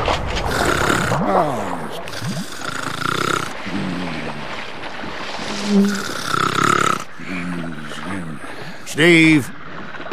Steve? Huh? Oh, no, I'm listening. Indians surrounded me from all sides.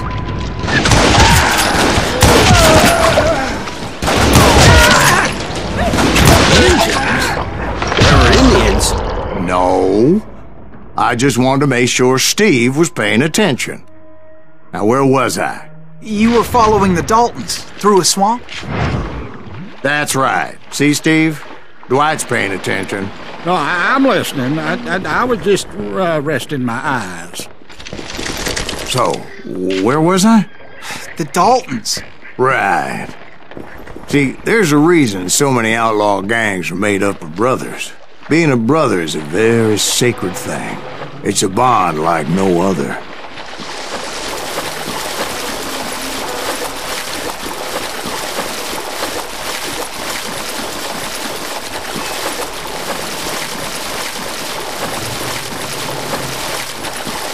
Bounty hunters! Stop that little He shot Bill!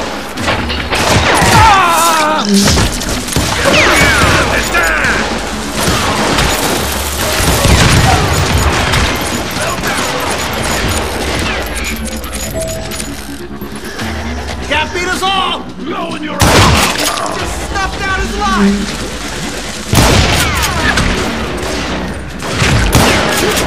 Going home today. Kill Green! That's it.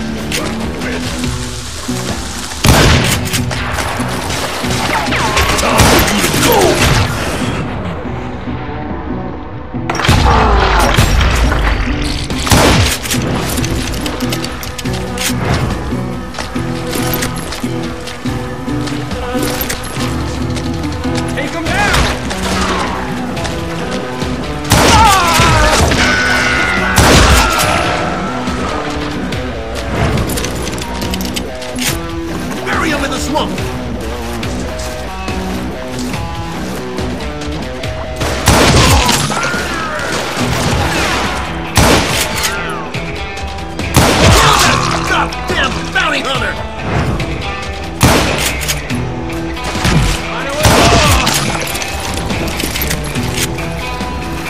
sending you to hell!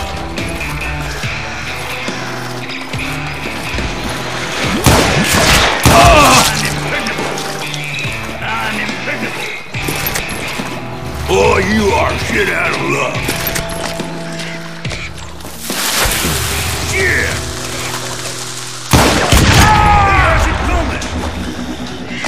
You can't get me.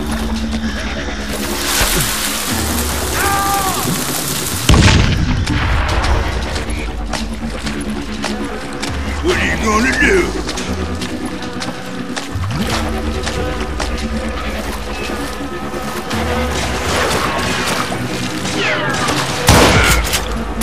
Waste your bullets. Go ahead.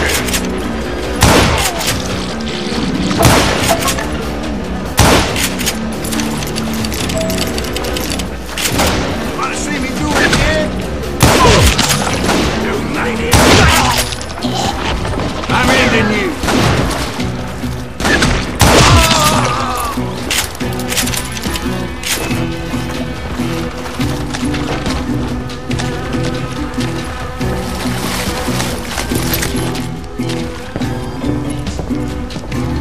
Kill him already!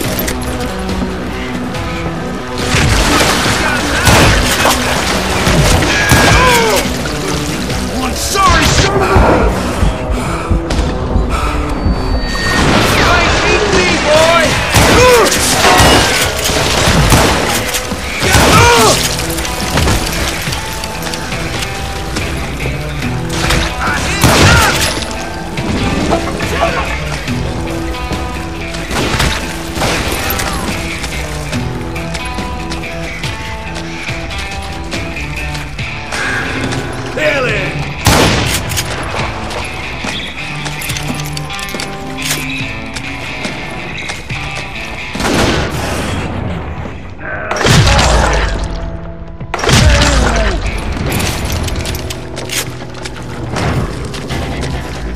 Death is coming for you. I knew those Dalton boys were out there somewhere, standing together against anyone who would threaten them.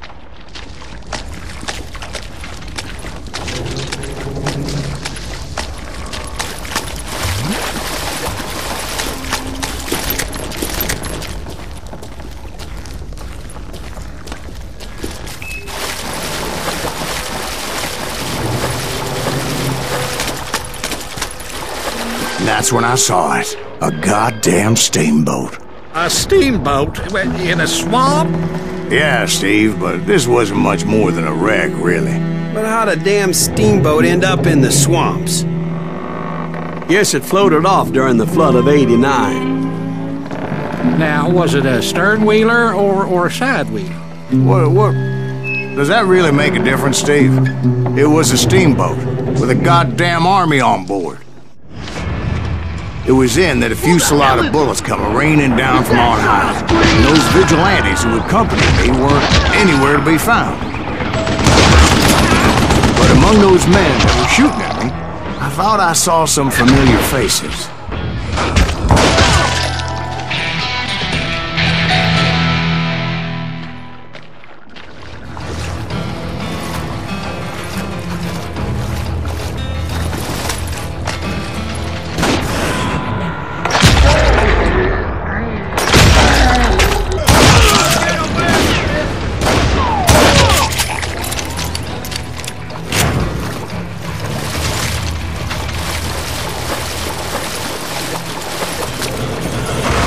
Somewhere up there, the Daltons were waiting on me.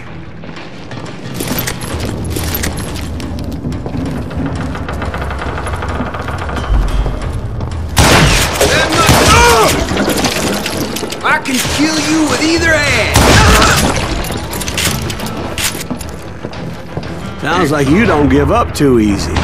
That's the kind of man I am, Ben. I set out to do something. I do it.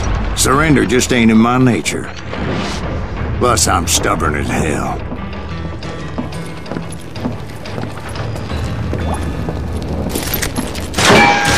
I'm just getting started!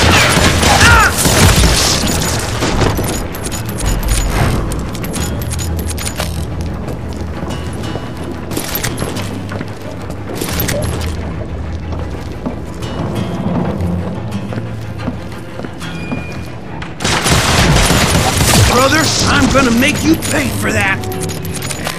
Time to fill you full of lead. You can't hide from me. Time to fill you full of lead.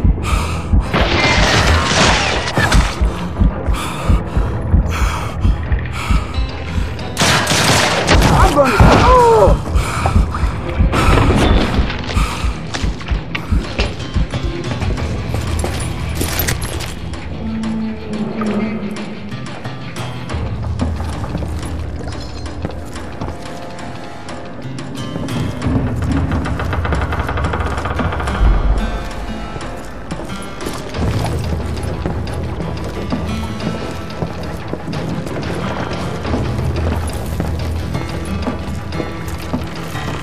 Right about then, much to my relief, the vigilantes finally arrived.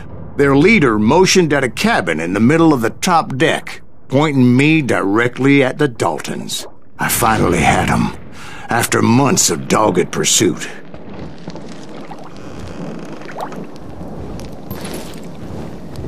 But it turned out that they had me. Take him out! I'm sending you to hell!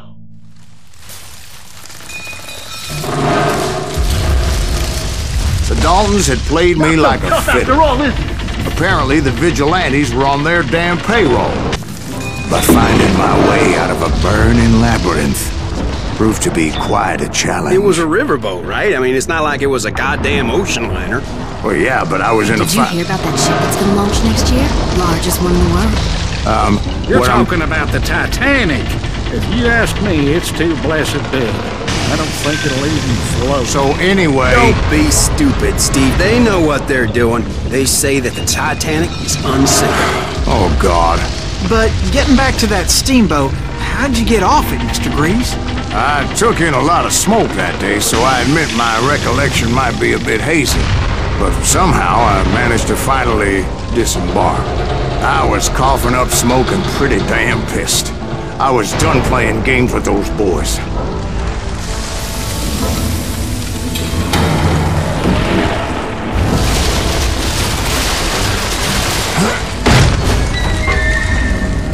It was time to settle this once and for all. Send him to hell!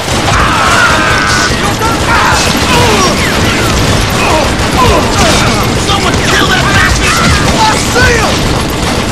Somebody kill him!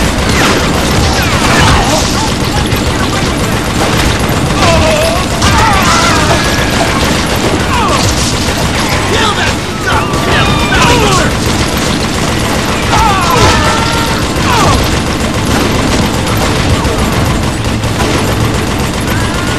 Let's just do this!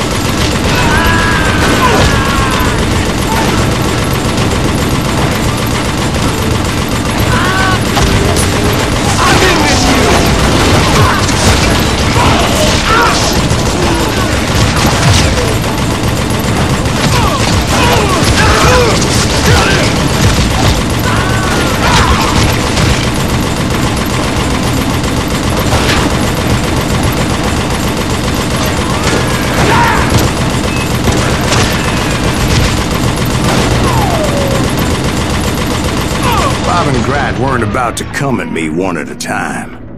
They were in this together. Two brothers side by side, determined to take me down. Confident that this time the odds were on their...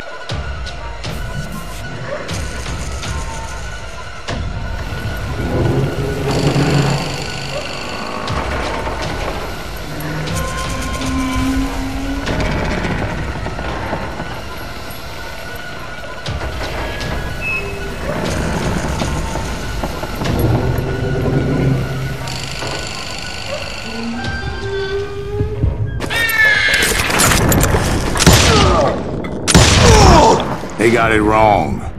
A sad end for those two. If they'd only known that Emmett was still alive despite his wounds.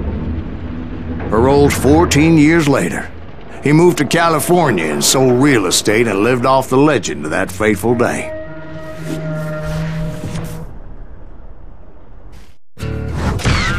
And the tragic death of his two brothers.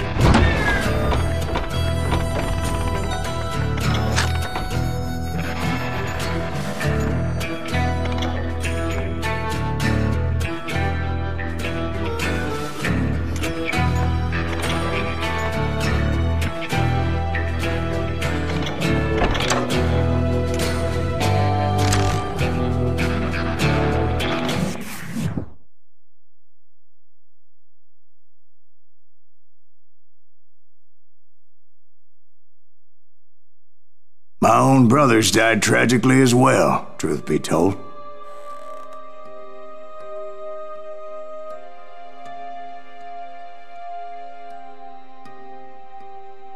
It was 1868, and me and my older brothers were pulling a tidy profit running cattle into Juarez, Mexico. One night after my brothers retired for the evening, I found a little poker game in a cantina with a couple of cowboys. And I just couldn't lose. I even won an old Spanish coin that had to be 100 years old. Well, I was mighty pleased with myself the next morning as my brothers and I rode for Texas. But before we crossed the border, those cowboys caught up with us. It was Johnny Ringo, Roscoe Bob Bryant, and another asshole named Jim. They wanted their money back and everything else we had, including our lives, as those boys didn't want us coming for them later. Bob put that old Spanish coin in my mouth and said, "I won't have it said that I left you with nothing, boy." Well, those horses bolted, and there we hung as those bastards rode away. The branch finally snapped under the weight of the three of us, but being my older brothers were bigger and heavier, they were already dead. And right then I swore to myself that I would avenge them. Ringo you know about. But Bob eluded me until I heard he was riding with the Wild Bunch.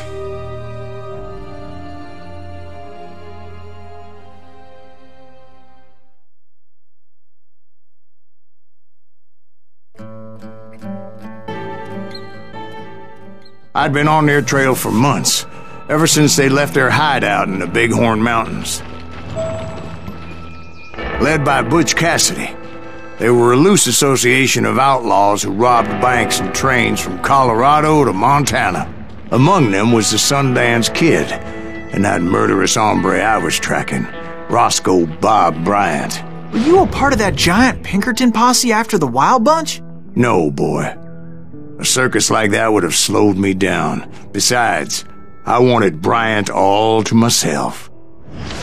I'd heard about a large shipment of gold being transported to Wilcox, Wyoming on the Overland Flyer.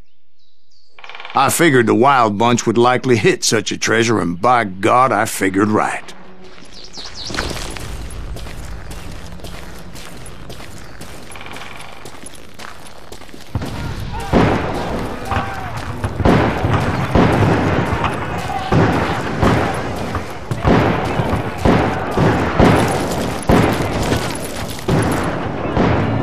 They blew the bridge with the intention of forcing the train to stop. Well, I assumed the Wild Bunch was likely in the still intact part of the train high above, so I had no choice but to make my way up through the passenger cars dangling down. I was determined to make that sumbitch Bob pay for what he did to my brothers.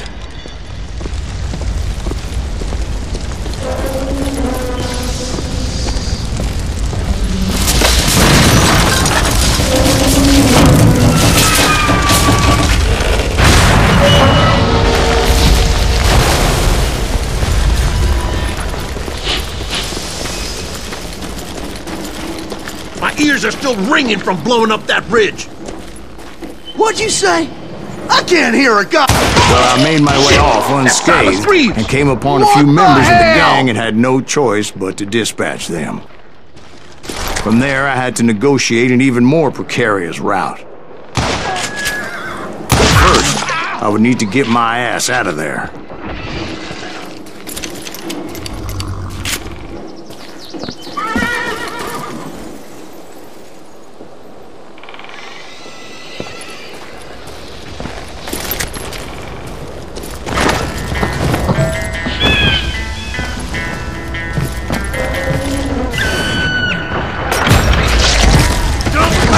from the frying pan into the fire as the train was clearly fixing to fall. Get me, I've got the guts! I found the gang, but in order to find old Bob, I needed to fight my way forward past a whole passel of desperados. Outside, inside, any way I could, I made my way towards my prey. He shot Bill! This asshole don't know who he's up against! Well, what about the passengers? It was mostly a freight train, as I recall. There were no passengers aboard that day.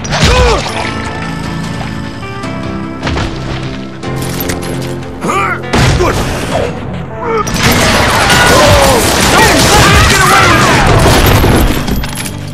You know who we are!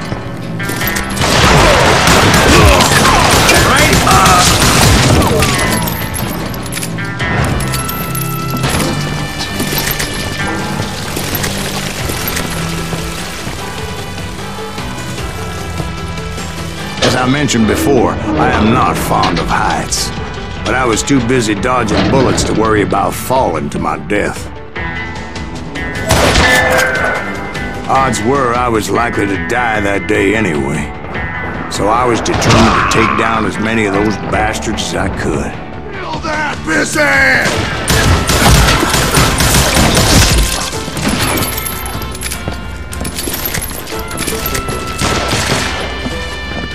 I'm gonna shoot you dead!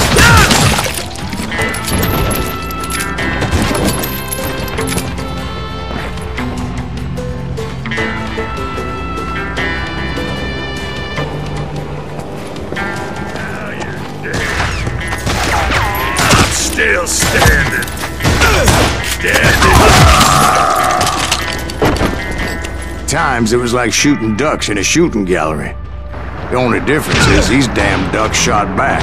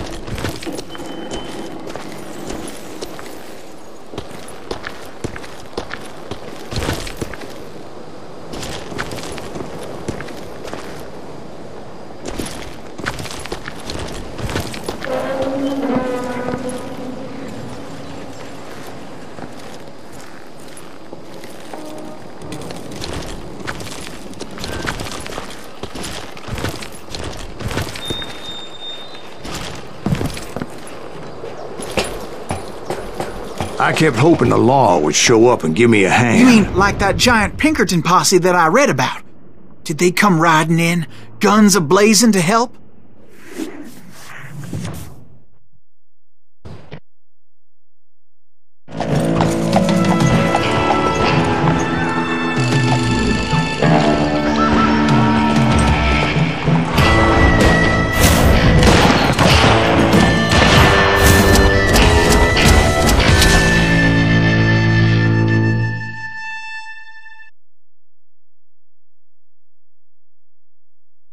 Help? From the Pinkertons? No, son. I had to fight the wild bunch all by my lonesome, as usual. Who the hell is that? He's out of his mind! Take cover! Retreat!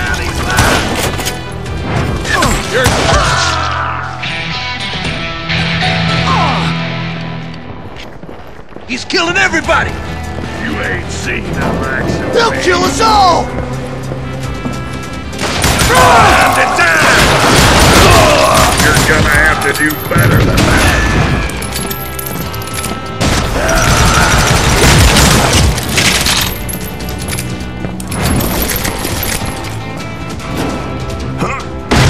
Scalp your ass!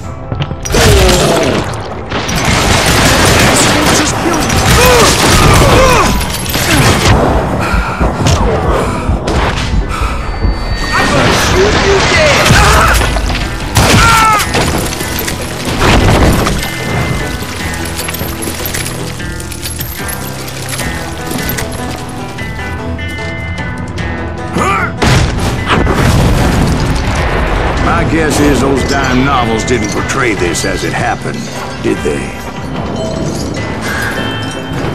Only a few stragglers were left, and I had to cut them down pronto if I was going to stay on old Bob's trail.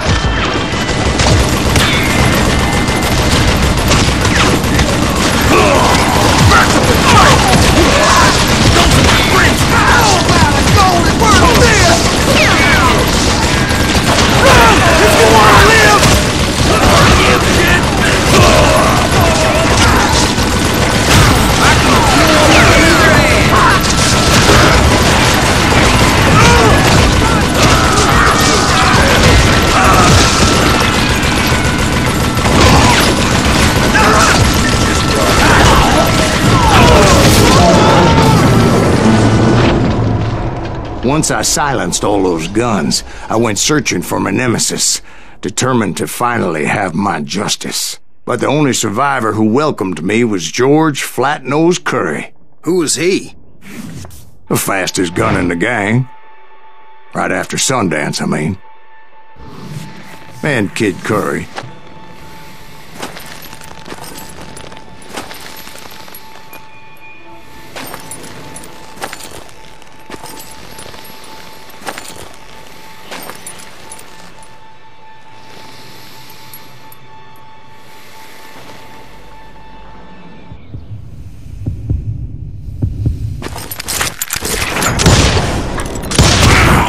On that very same day, Butch Cassidy and the Sundance Kid decided to leave the Wild Bunch behind and decamped for South America.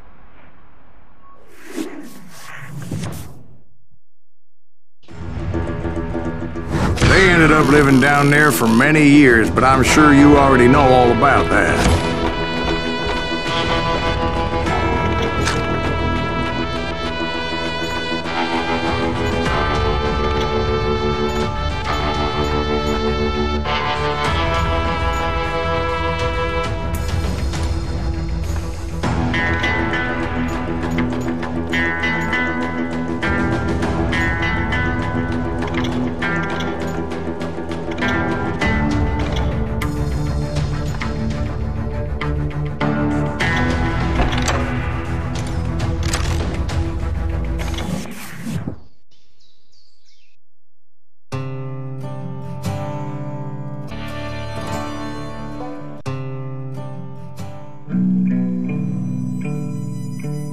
I tried to find Bob Bryant, but it was as if he'd disappeared. Sometime later, I heard the Wild Bunch was back together.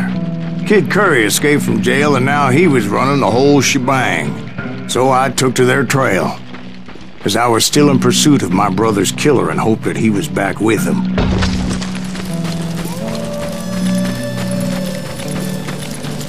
That Kid Curry's kinda crazy, ain't he? Don't let him hear you saying that. Anyways, I tracked those boys to a camp right outside Parachute, Colorado.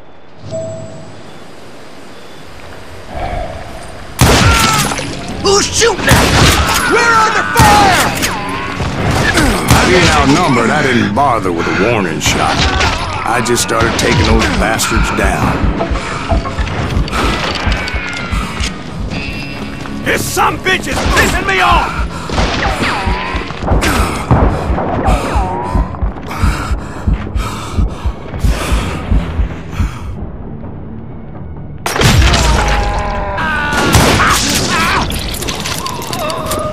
Old Bob wasn't among them, and neither was Kid Curry. I could sense him close by, however, plotting something nasty. I just needed a clue as to their whereabouts.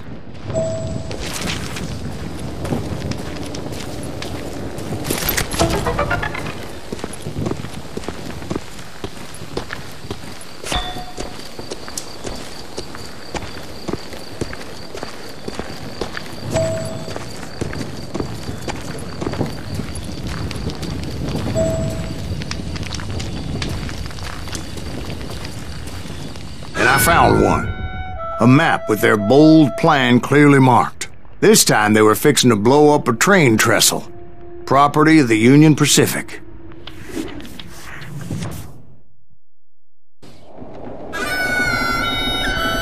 The plan clearly indicated how they were fixing to undermine several of the weakest wooden supports.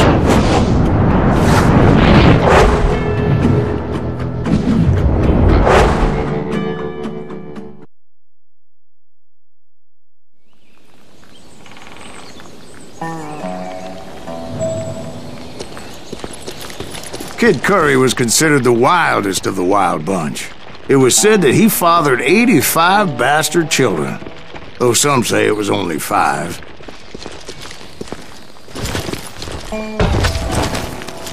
Kid Curry had bragged to a whore how he was gonna rob a train heading to the U.S. Mint in Denver. And that whore, Fat Sally, she told me.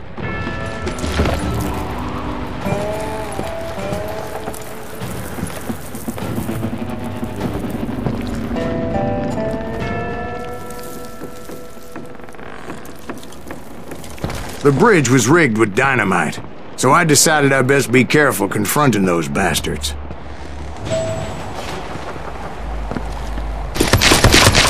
And I made it a point to remove any dynamite that I came across.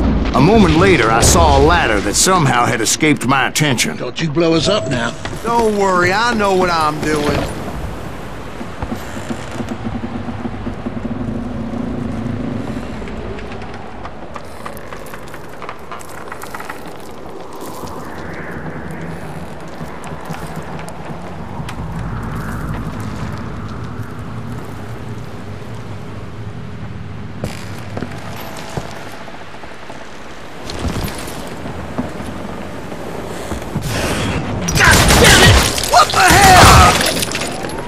But the wild bunch did not take kindly to my presence and attempted to blow my head off. It appeared the kid had found a number of new recruits to bolster their ranks. Guess there's always desperate men willing to trade their lives for stolen treasure. What happened next? Well, having removed the first bundle of dynamite, I decided I might as well remove the other one. Once that was done, I figured I'd find my way from there.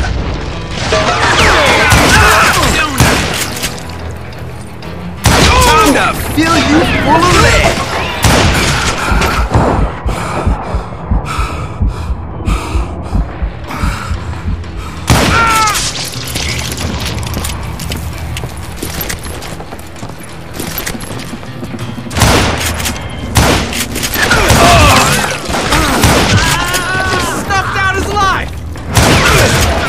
Your turn.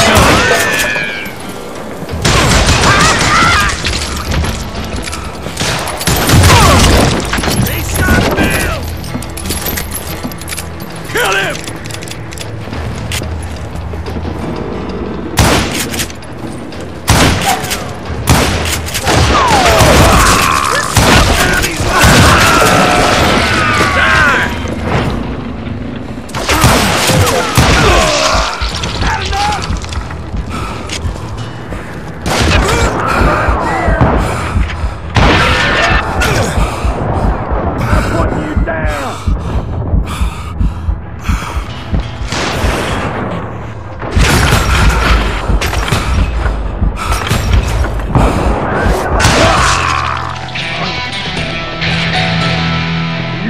Seen the likes of me.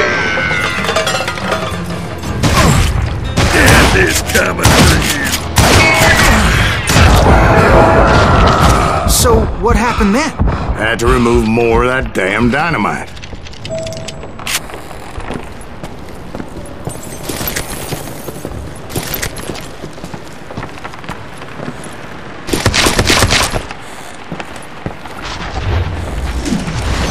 It must have been terrifying trying to make your way across. I was sweating it a bit, but then I noticed a footbridge tied up on high, so I shot the rope.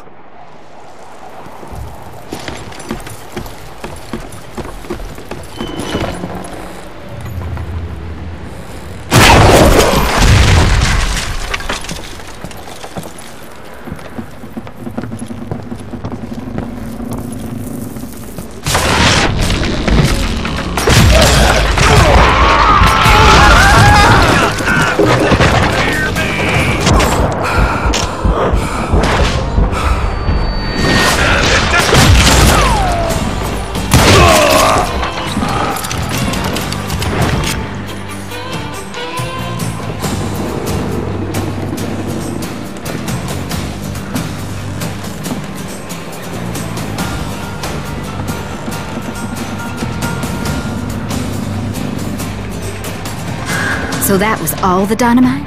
Funny you should mention that, darling.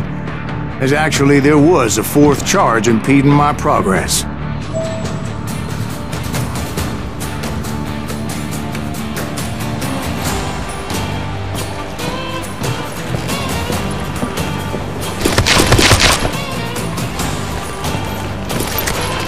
Once I removed it, my path was pretty clear. Hell's a coming.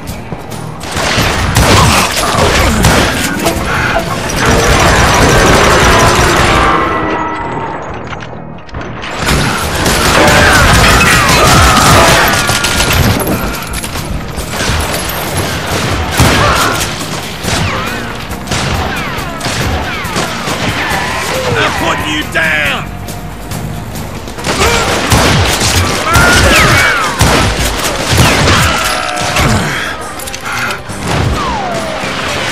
Time to die!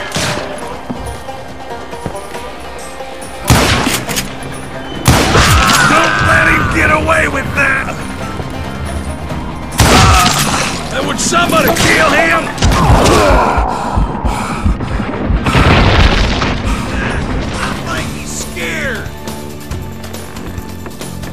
I'm putting you down!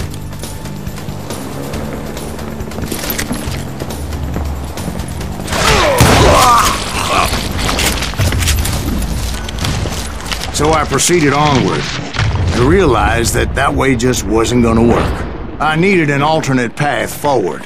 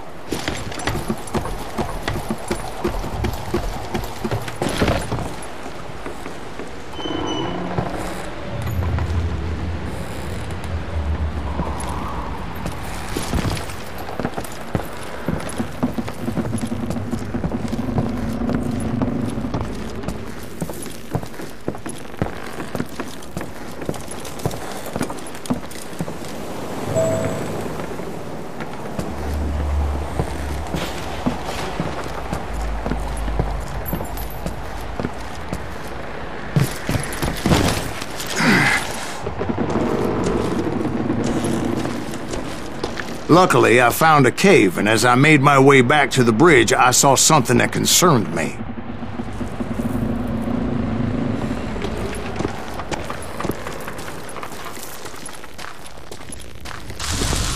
It was a long burning fuse, and it was moving fast as hell. I had to catch it.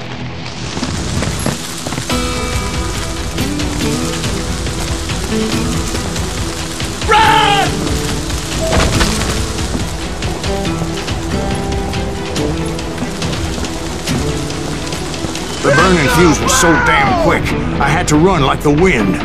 I almost had it, but no. Thought I was gonna have a coronary when I lost sight of those sparks. My heart was pounding like a sledgehammer. I knew that failure meant boom. Then, finally, at the last moment.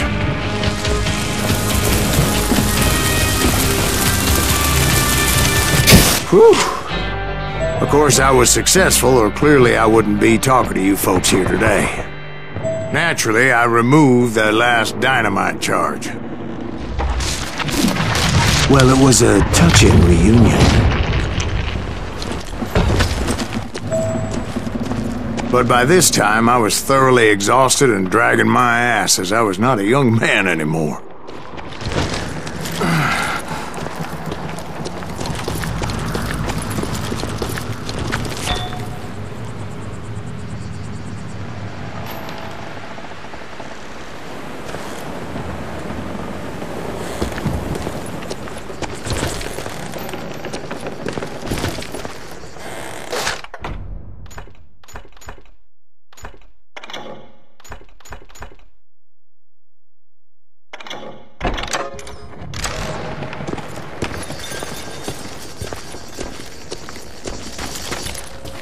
Kill that SOB!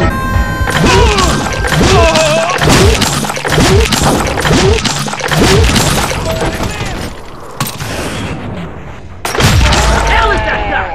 This Gracer and Kid Curry asked me! Nuttier than a damn fruitcake! Kill him, for Christ's sake!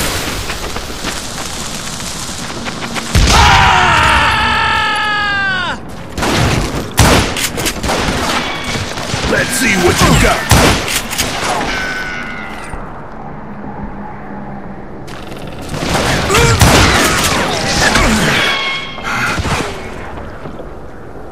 Shoot him in the head!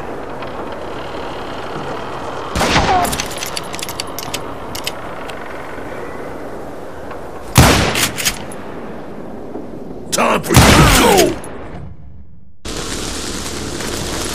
I don't need no help!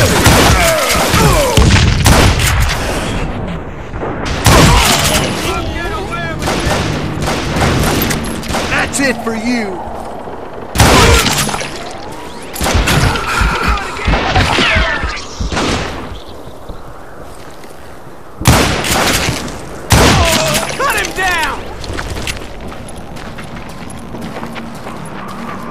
Just when I thought things couldn't get worse, Kid Curry opened up on me with a goddamn Gatling gun.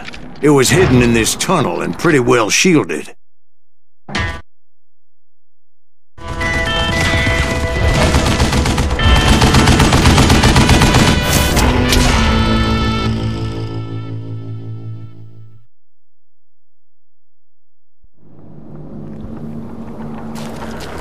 Do I have to do everything?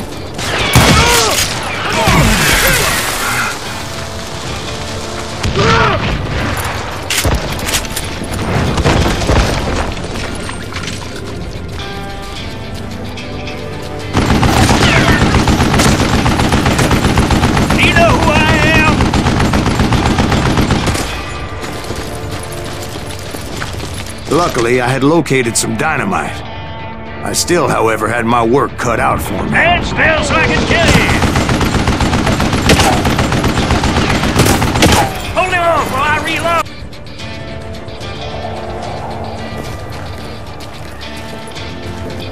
This is the last mistake you'll ever make! Come on, come on, come on! Do you know who I am?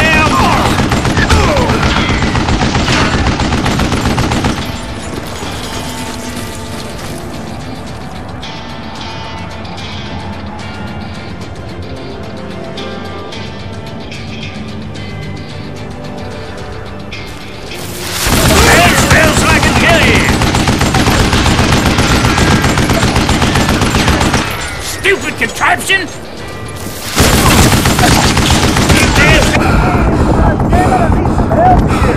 Come on, boys!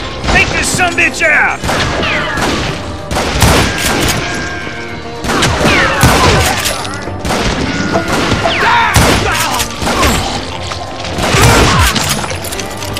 What are you?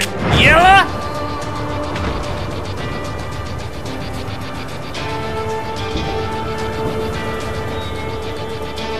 Come out, you yellow bastard!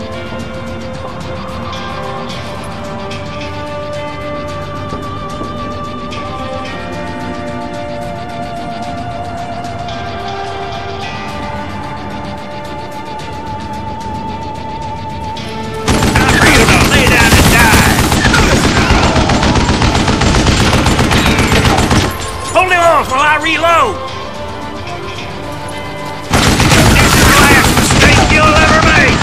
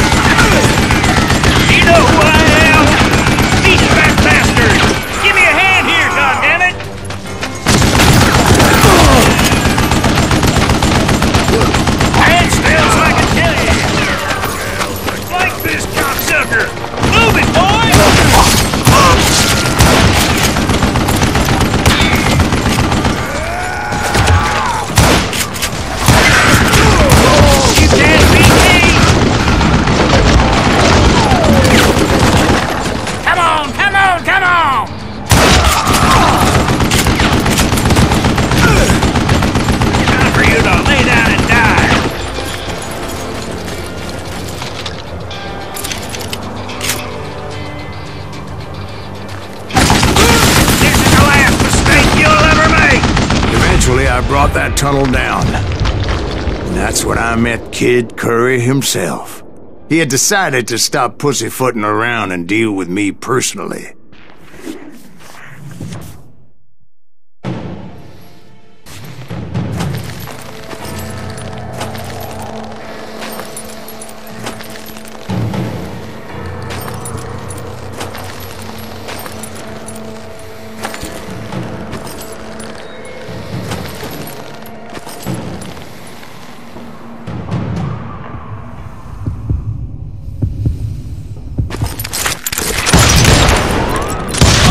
Fast as he was, I was just a bit faster.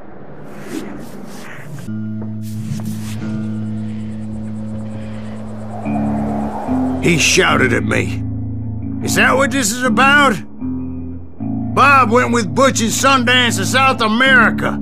You ain't never finding him."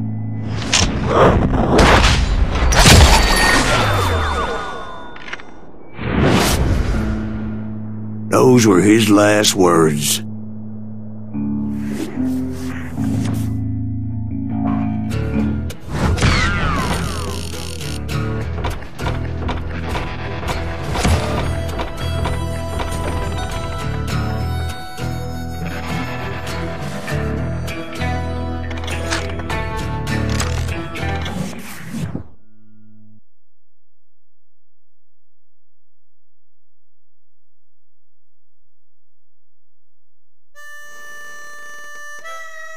So, Bob Bryant got away? I knew I'd never find him in South America. What about the other killer? Yeah, you kinda glossed over that one. Well, I found Jim not long after my showdown with Ringo. At the time, he was riding with the James Younger gang. Did I neglect to mention that?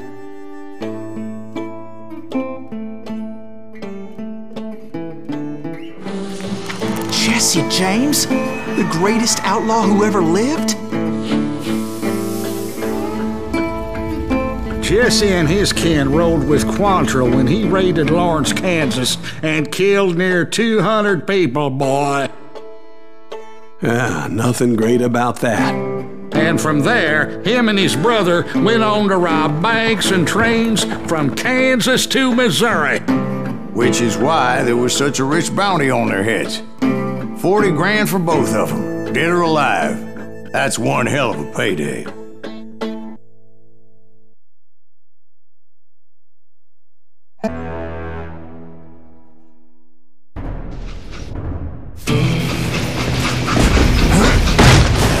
I confronted them as they were robbing a train. Bullets were flying at me from every which way. But I knew I'd have to fight my way forward if I was gonna find this Jim.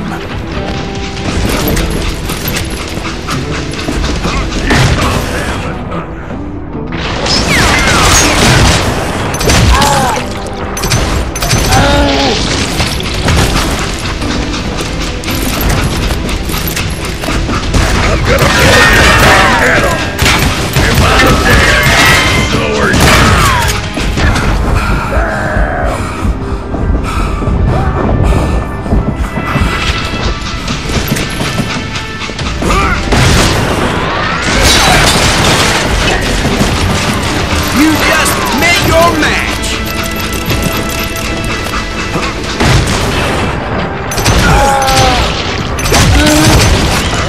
Now wait a second. How'd they stop this train in the first place? Well, the James boys were experts at this.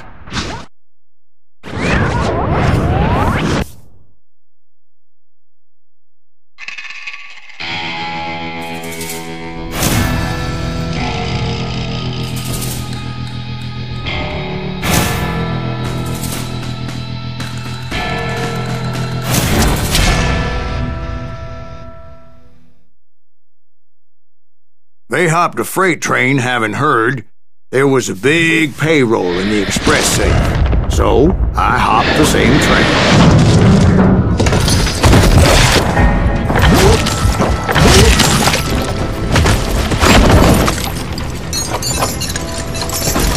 The James Younger gang was decimated after that little fiasco they had in Northfield, Minnesota. so Jesse needed more men and took on the killer I was after, along with a host of others. I was hoping to find my man and put a bullet in his head. Climbing around that train, I must have swallowed 100 damn bugs before I reached The James that... Younger gang pulled the first train robbery west of the Mississippi. Sounds like you hold them in high regard. Everyone knows they were the most famous outlaw gang ever. And you took them all on by your lonesome. Again, I'm finding this all a little hard to swallow, friend. Well, maybe you need to wash it down with some whiskey. By the way, did I mention that that train was flying down those tracks like a bat out of hell?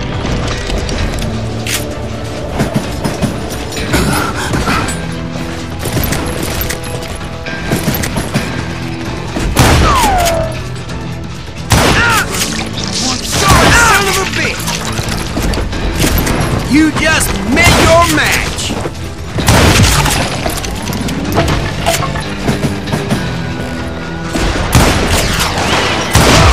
He shot Bill!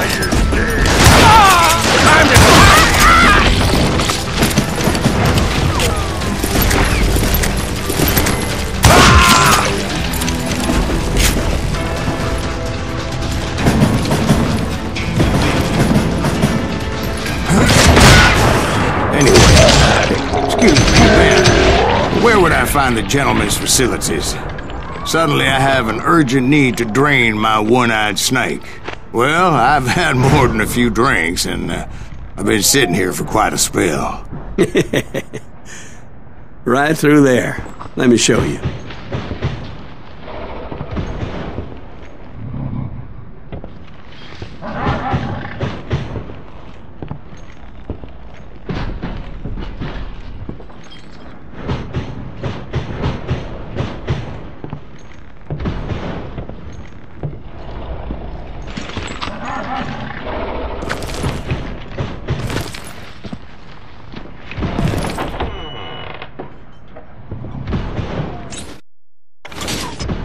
I never heard so much malarkey in my life.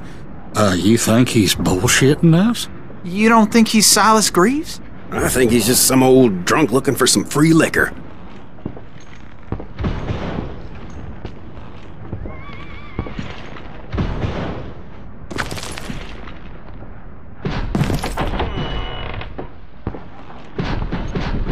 I don't know, Jack. I think I believe him.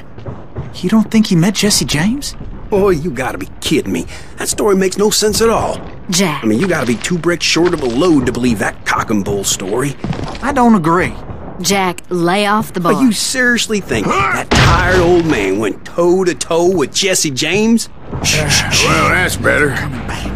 Did I mention that this Jim was married to the infamous Belle Starr? Of course, I didn't learn that until later. Anyway, I made my way forward the best I could. Around the sides, over the roof. At some point, some sumbitch saw me and shouted out, "It's the damn Pinkertons!" It's the damn Pinkertons!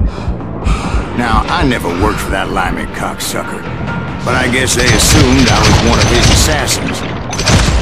Those evil bastards firebombed Jesse's mother's house and killed his stepbrother. So it's no wonder each and every asshole on that train wanted me dead. Everybody's always mistaking you for somebody else, aren't they? Why is that, I wonder? Don't rightly know, Jack. I'm just telling you how I remember it. I bet you are. Thanks for that.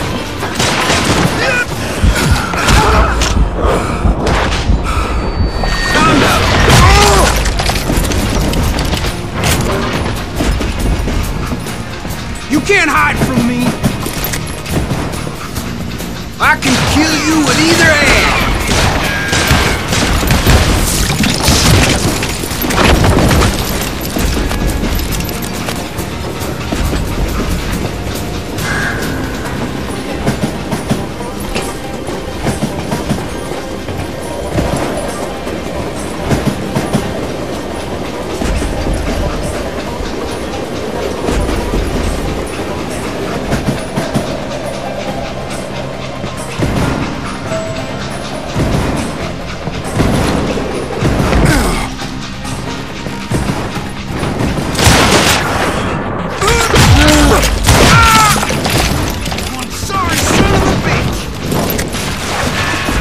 believe you keep missing them.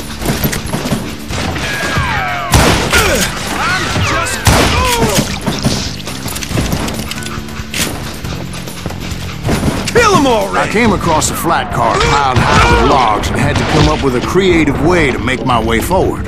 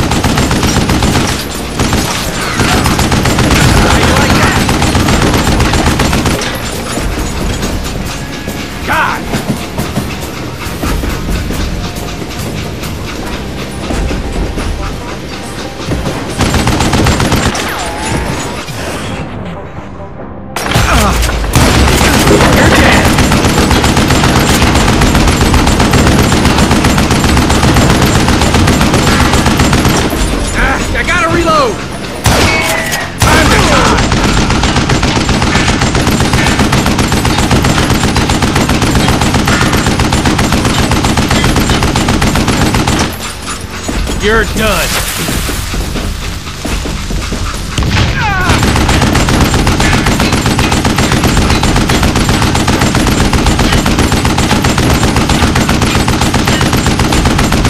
What are you, yellow? I'm putting you down.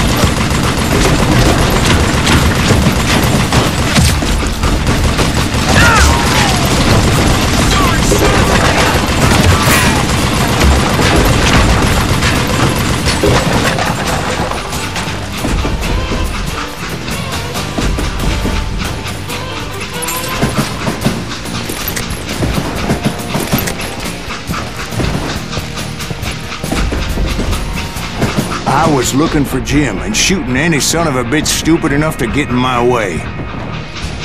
And that included Jesse James himself.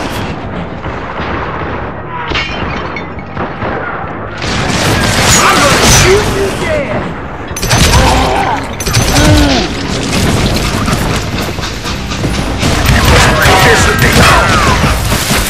Stop that!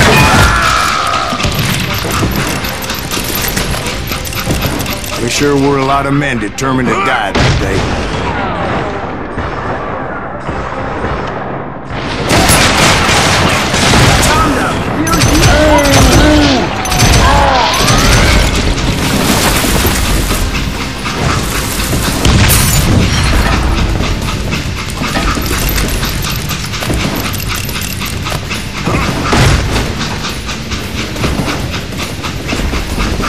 It was then that Jesse detached the express car from the rest of the damn train. I could see Jesse waiting for me, fixing to kill me so he could get away with all that money.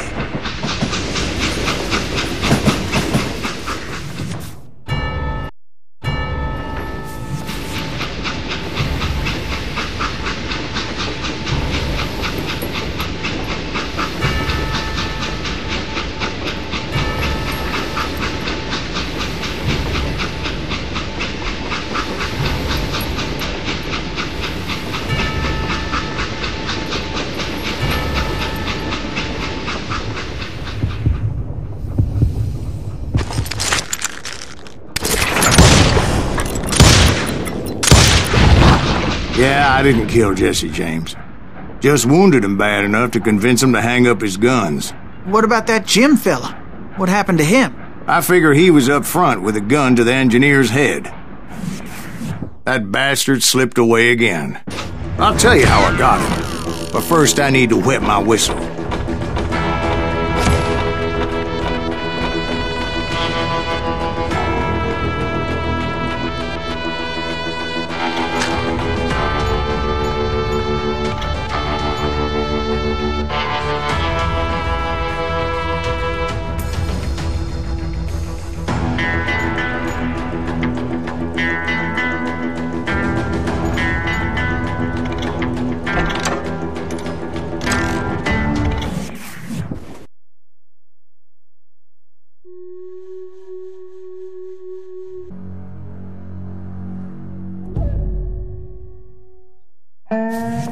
After my showdown with Jesse, I continued to track his brother, Frank, and that son of a bitch, Jim. I followed those bastards into the high mountains as they were going to ground. What mountains would that be? Somewhere in the Ozarks, I believe. A perfect place to hide out from the authorities.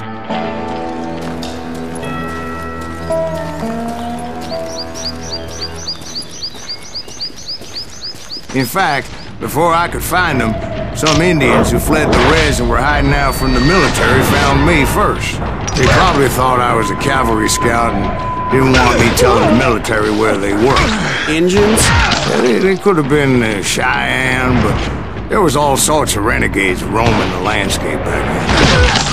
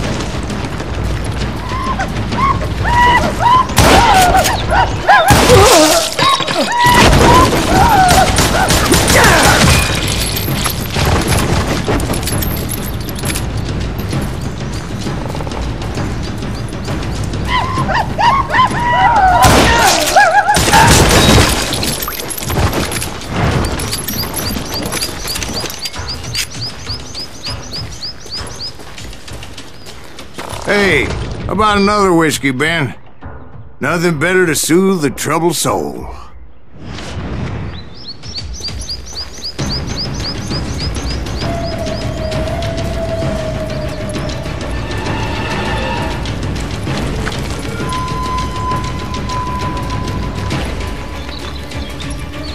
Now, where was I? Indians, right. I had more than my share of run-ins with the red man. Like that time... Did I tell you about Grey Wolf? Yes, sir. You did. Ah, of course I did. In fact, I can still remember that old medicine man's words. Jesus Christ, we're back to that again? You carry great darkness in your heart. It will claim your soul. You will come to this place again and kill many more men.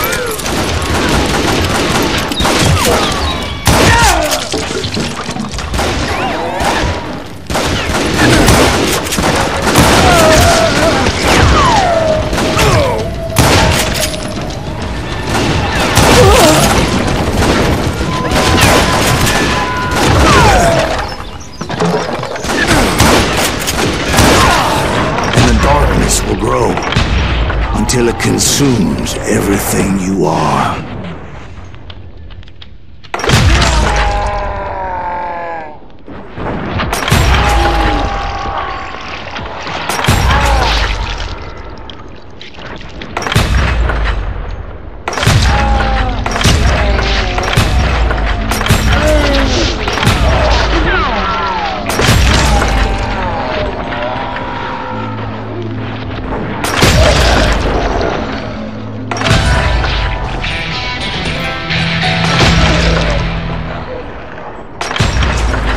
So, did you ever find him?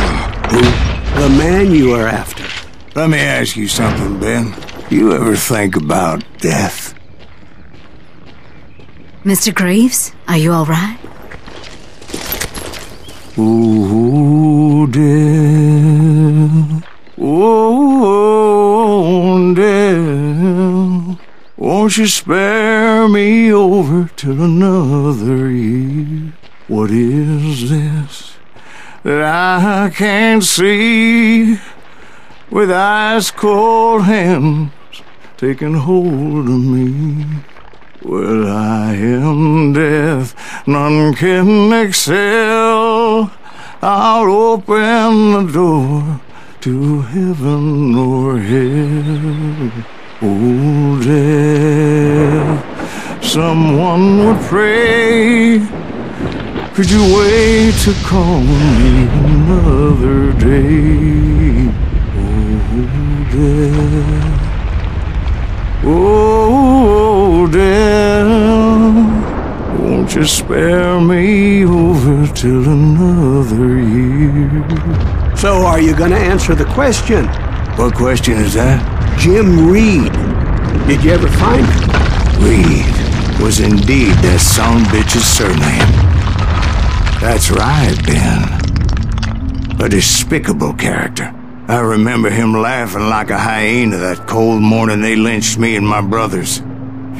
He was intent on avoiding my vengeance, but nothing was gonna stop me.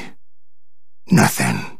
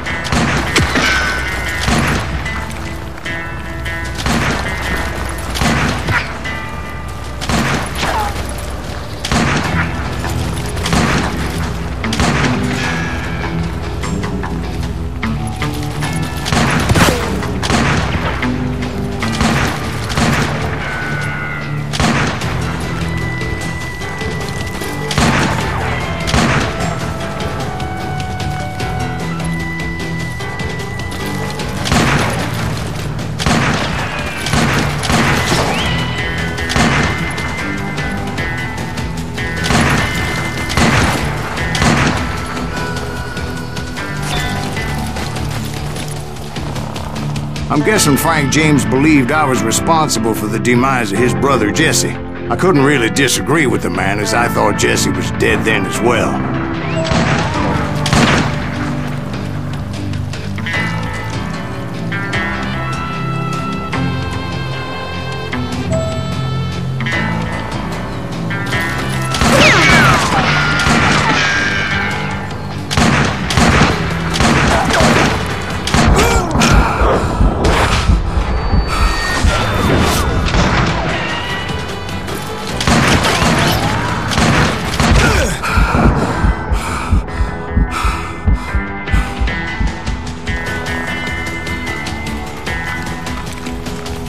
He backed off as I closed in on him, but he was still intent on killing me.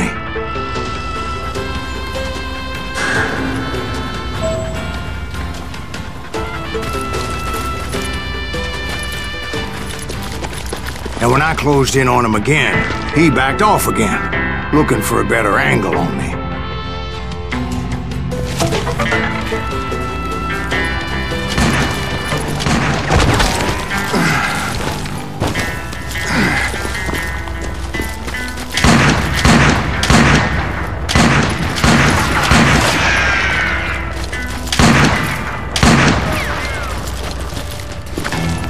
Hell, I can't fault Frank for wanting his revenge, as I was there for the same damn reason myself. At this point, I'm guessing you think Silas Greaves is a worse murderer than Jim Reed ever was. No, sir. A man who spent half his life killing somebody's brothers, fathers, sons. I think you were just looking for justice, sir. Is that what I was looking for, Dwight? Is that what it was? Justice?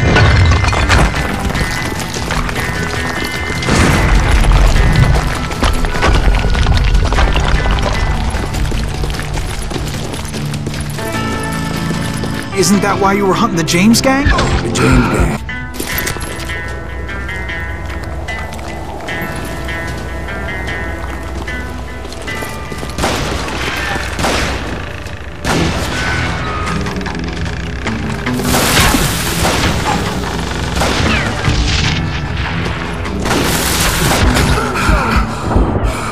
Damn that son of a bitch!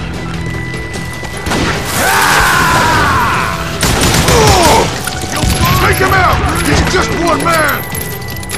Die!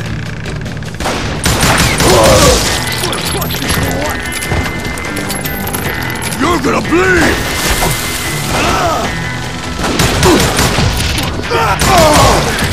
Goddamn bullet magnet! Put him down! I want that bastard dead!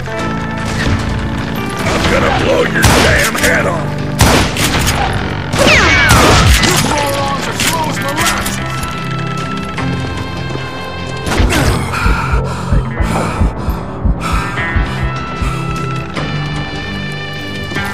Death is coming.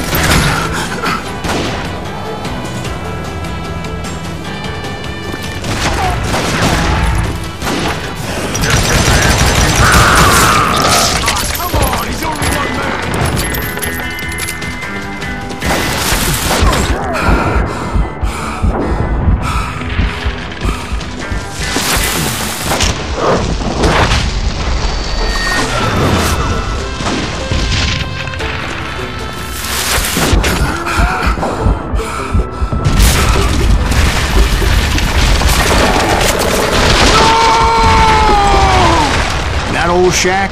Well, it went tumbling right off that cliff. With Frank James still in it? Yes, sir. But Frank James is still alive, living in Missouri, showing folks around the family farm for 25 cents a tour. I didn't say he died in the fall, now did I?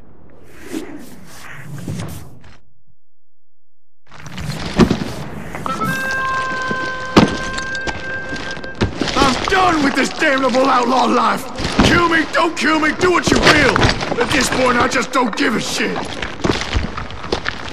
I explained to Frank that I had nothing against him personally and that I was looking for someone else. You want Reed? Have at him. I never did like that bastard. I am done here. We parted in peace as Frank pointed out the path to my prey before making his way back down the hill.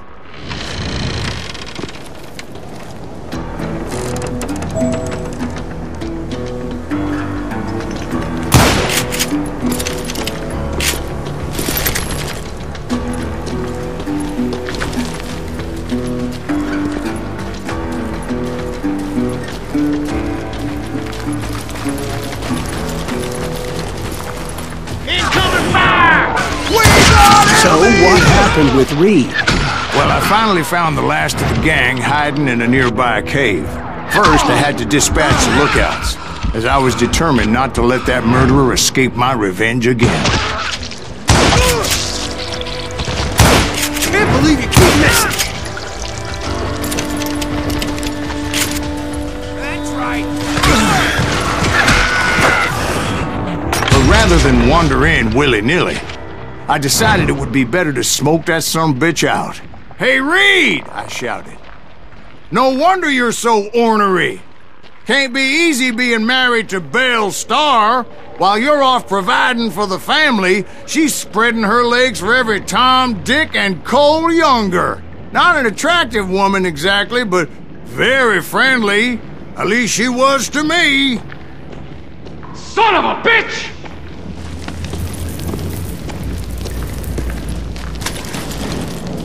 It was then that the last bunch of bandits jumped out of hiding. Why won't this asshole give up? Would someone please kill him?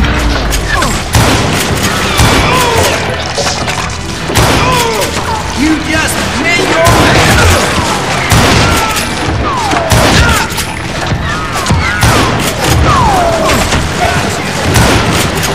Time to kill you all.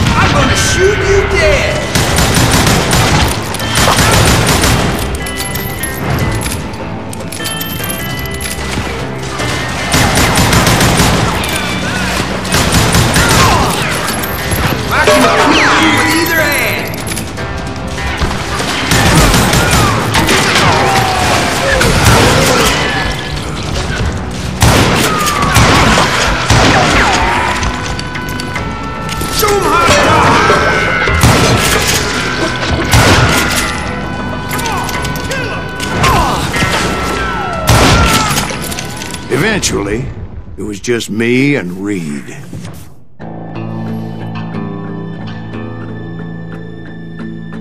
I had waited a long time to face him down, so I could repay him for what he did to my brothers.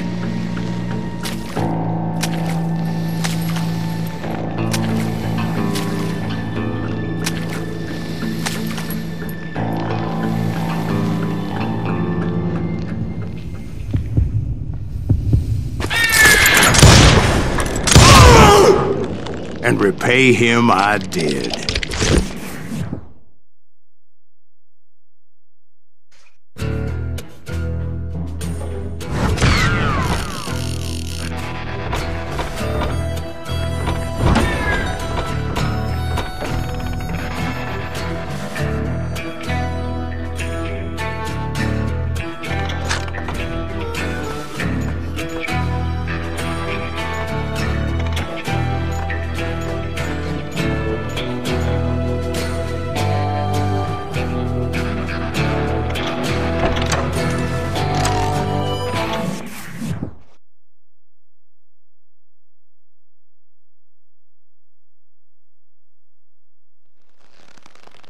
Well, I don't know about you boys, but I'm pretty beat. Well, it's too damn bad you never found that Bob character. Seems a shame you never had to pay. Well, funny thing about that, I did have one more chance at him.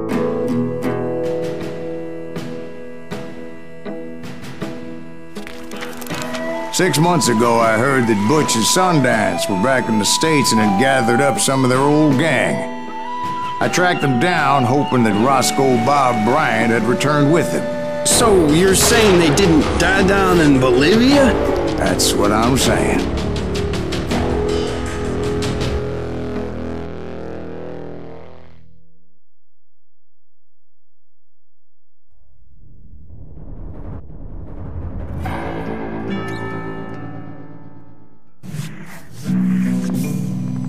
For 40 years I had waited to get my hands on the last of my brother's killers. Not even an army of demons could have stopped me now.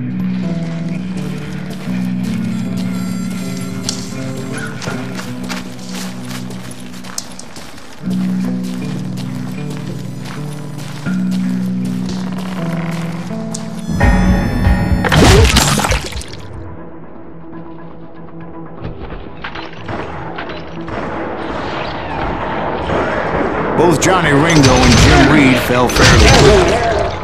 But the last one, Roscoe Bob Bryant, that son of a bitch had managed to escape my vengeance time and time again.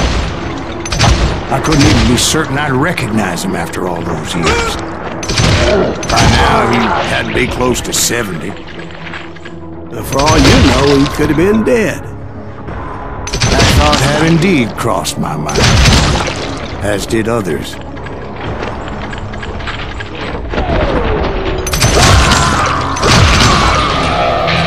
For instance, did my thirst for vengeance turn me into something worse than the man I was after? By this point in my storied career, I had killed more men than Bob Bryant ever had. I was furious as hell at that bastard for making me who I am. A man with no family, no friends, no purpose except shooting Bob Bryant dead.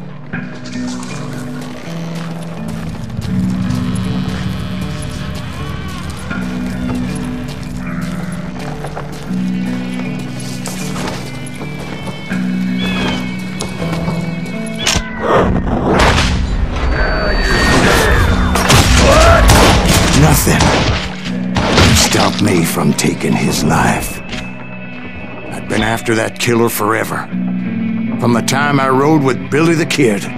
But that chapter of my story you already know. Chapter of that fairy tale, you mean?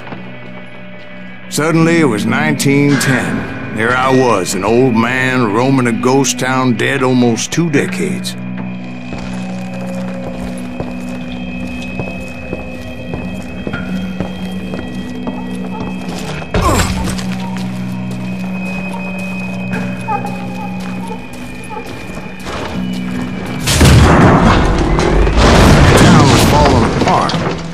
Just like me.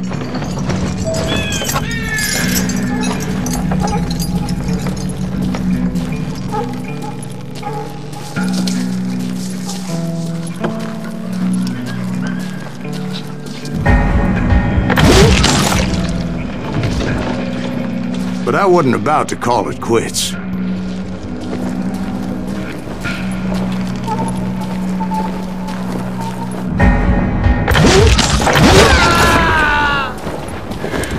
Even though the ghosts of my dead brothers were begging me to end what I started so long ago. Mr. Graves, are you all right? Would you like some water? The Wild Bunch knew I was there. They were after a treasure they had hidden before they fled, buried in the grave of a dead amigo. Some folks think the town is haunted, so they figured there wouldn't be many people poking around.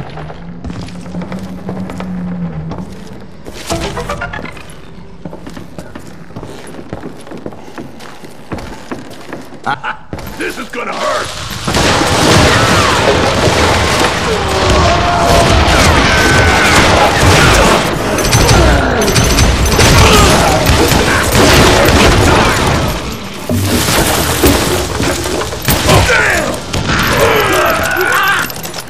Shoot that asshole!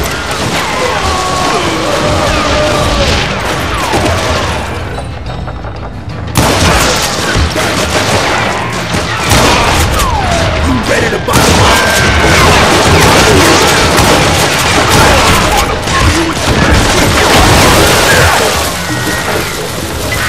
Bring it on!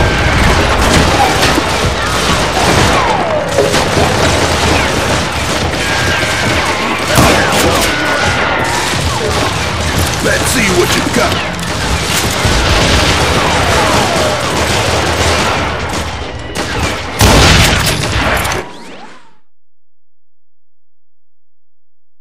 Because when I woke up... From the dead? There was silence all around me.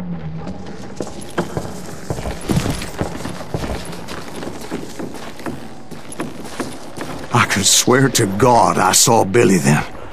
Billy who? Billy, the kid. William Bonney. He was shooting at me from a rooftop. Here, there, even over there. So I am right. You are touched in the head. Mr. Greaves, perhaps we should switch you to coffee? You see that old Indian again, too? No, but I did see Billy's killer. Patrick Floyd Garrett. He came at me guns a-blazing. But I knew that old war horse had died 2 years before. I wondered if maybe I was dead too and confronting the ghosts of my past. Perhaps all my sins were coming back to haunt me and drag me down to perdition.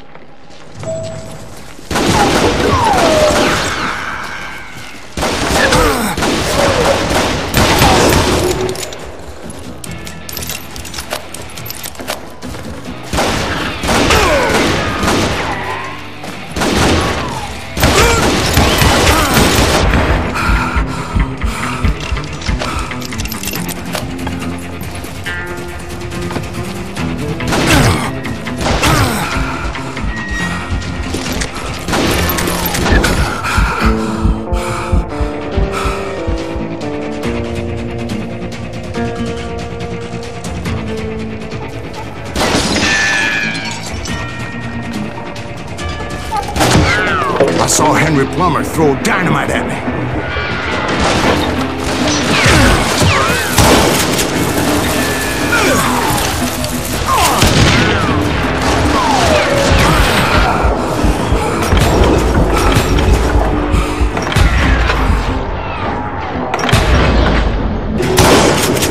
In the gates of the cemetery, I saw John Wesley Hardin, just like I remembered him.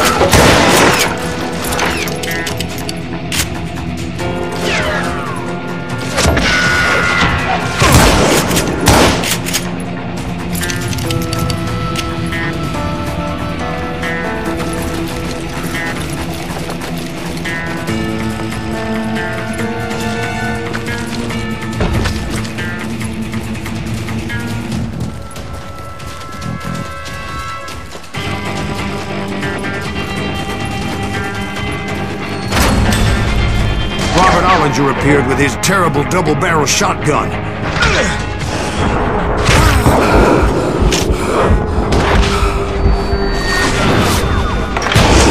But no ghost army was stopping me. My father-in-law got hit with a fallen branch. He spent the rest of his life talking to dogs.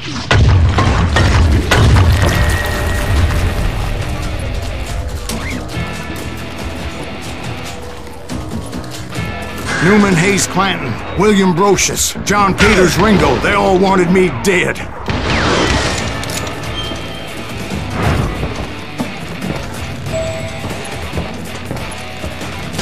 The Dalton brothers, Robert and Grattan, guardians of the Garden of the Dead.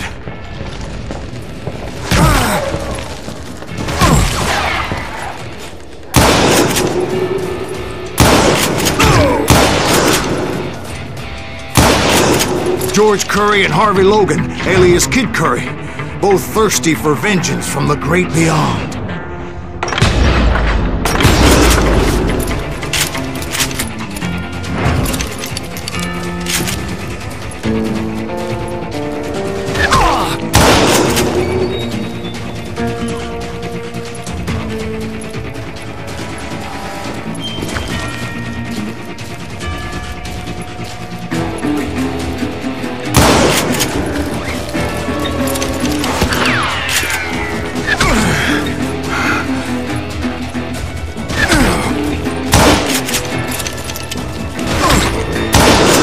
Jesse, Woodson, James, and Jim Reed. Each one deader than the next.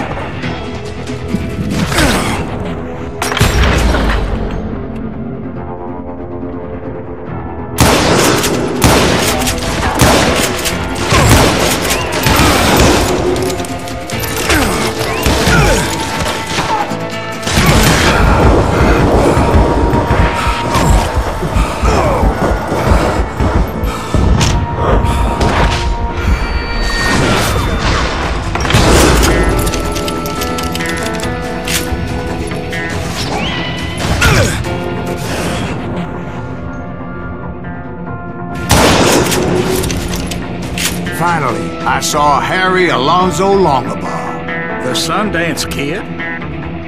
Like a general leading his legion of the dead. You told us before that you'd seen him alive. He was alive.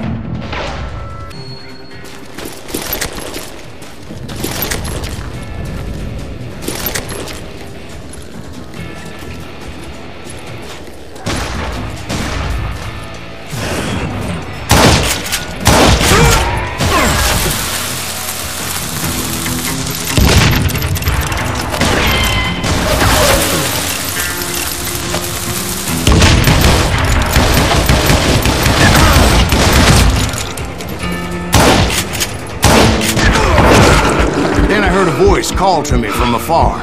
It was Robert Leroy Parker, a.k.a. Butch Cassidy, coming at me from out of the fog. Thanks for taking care of that bastard.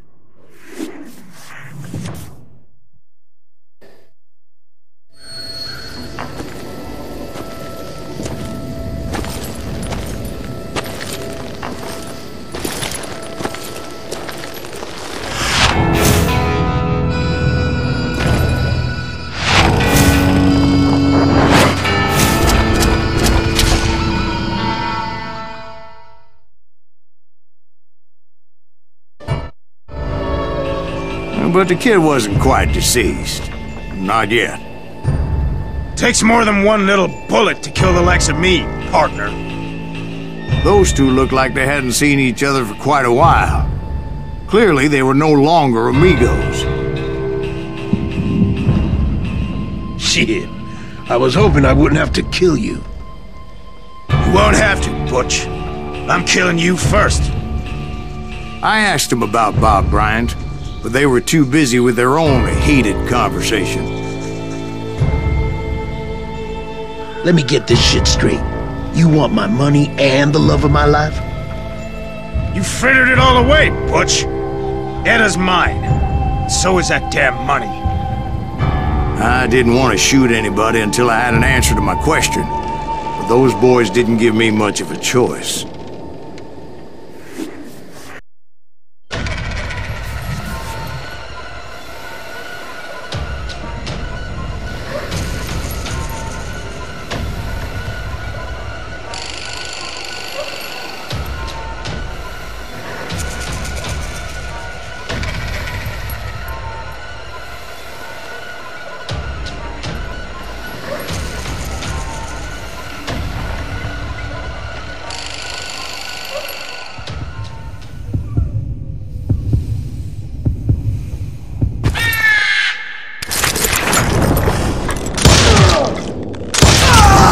Butch Cassidy and the Sundance Kid died there in that cemetery not 6 months ago.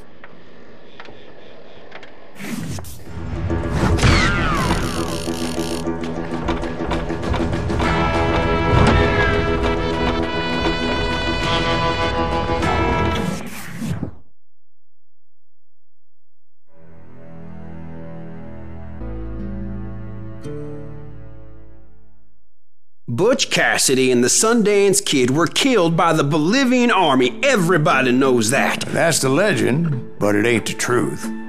So, you never found Bob? There is no Bob. This old sumbitch ain't even Silas Greaves. Sir, is that true? Have you been pulling our legs this whole time?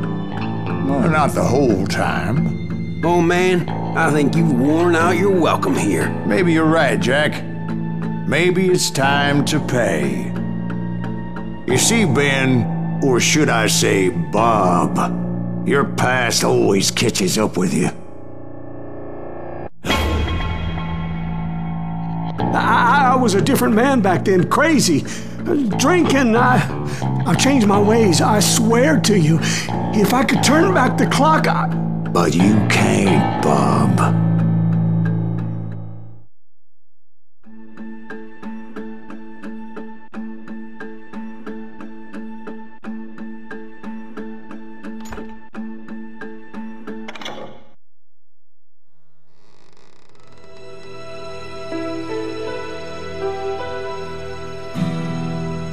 Why'd you toy with me like that? Telling those tales, knowing all along.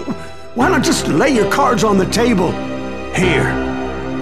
I won't have it said that I left you with nothing. That's how you want it? So be it.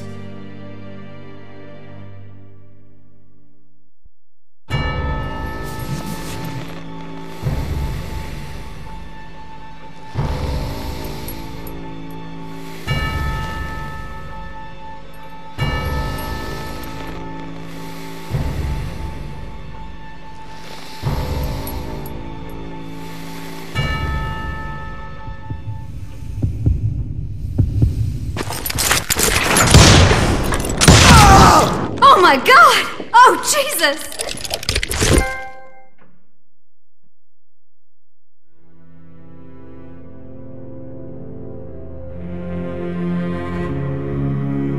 Did you know it was him all along? Cassidy told me Bob was in Abilene before he died. But I wasn't sure Ben was my man until he revealed how much he knew about Ringo and Reed. The coin, of course. Well, that was the last nail in that particular coffin. I better go get the sheriff. You okay, boy? You're looking mighty shook up. Dwight, maybe you best go home. Young Eisenhower here is leaving for West Point tomorrow. He shouldn't get caught up in something like this. I think I might head out myself at this juncture. Unless you want to stop me, Jack. No, sir, Mr. Greaves. So where you going now? Now that you had your revenge? Doesn't really matter, does it? As I've sold my soul for it, and will never again walk with those I have lost.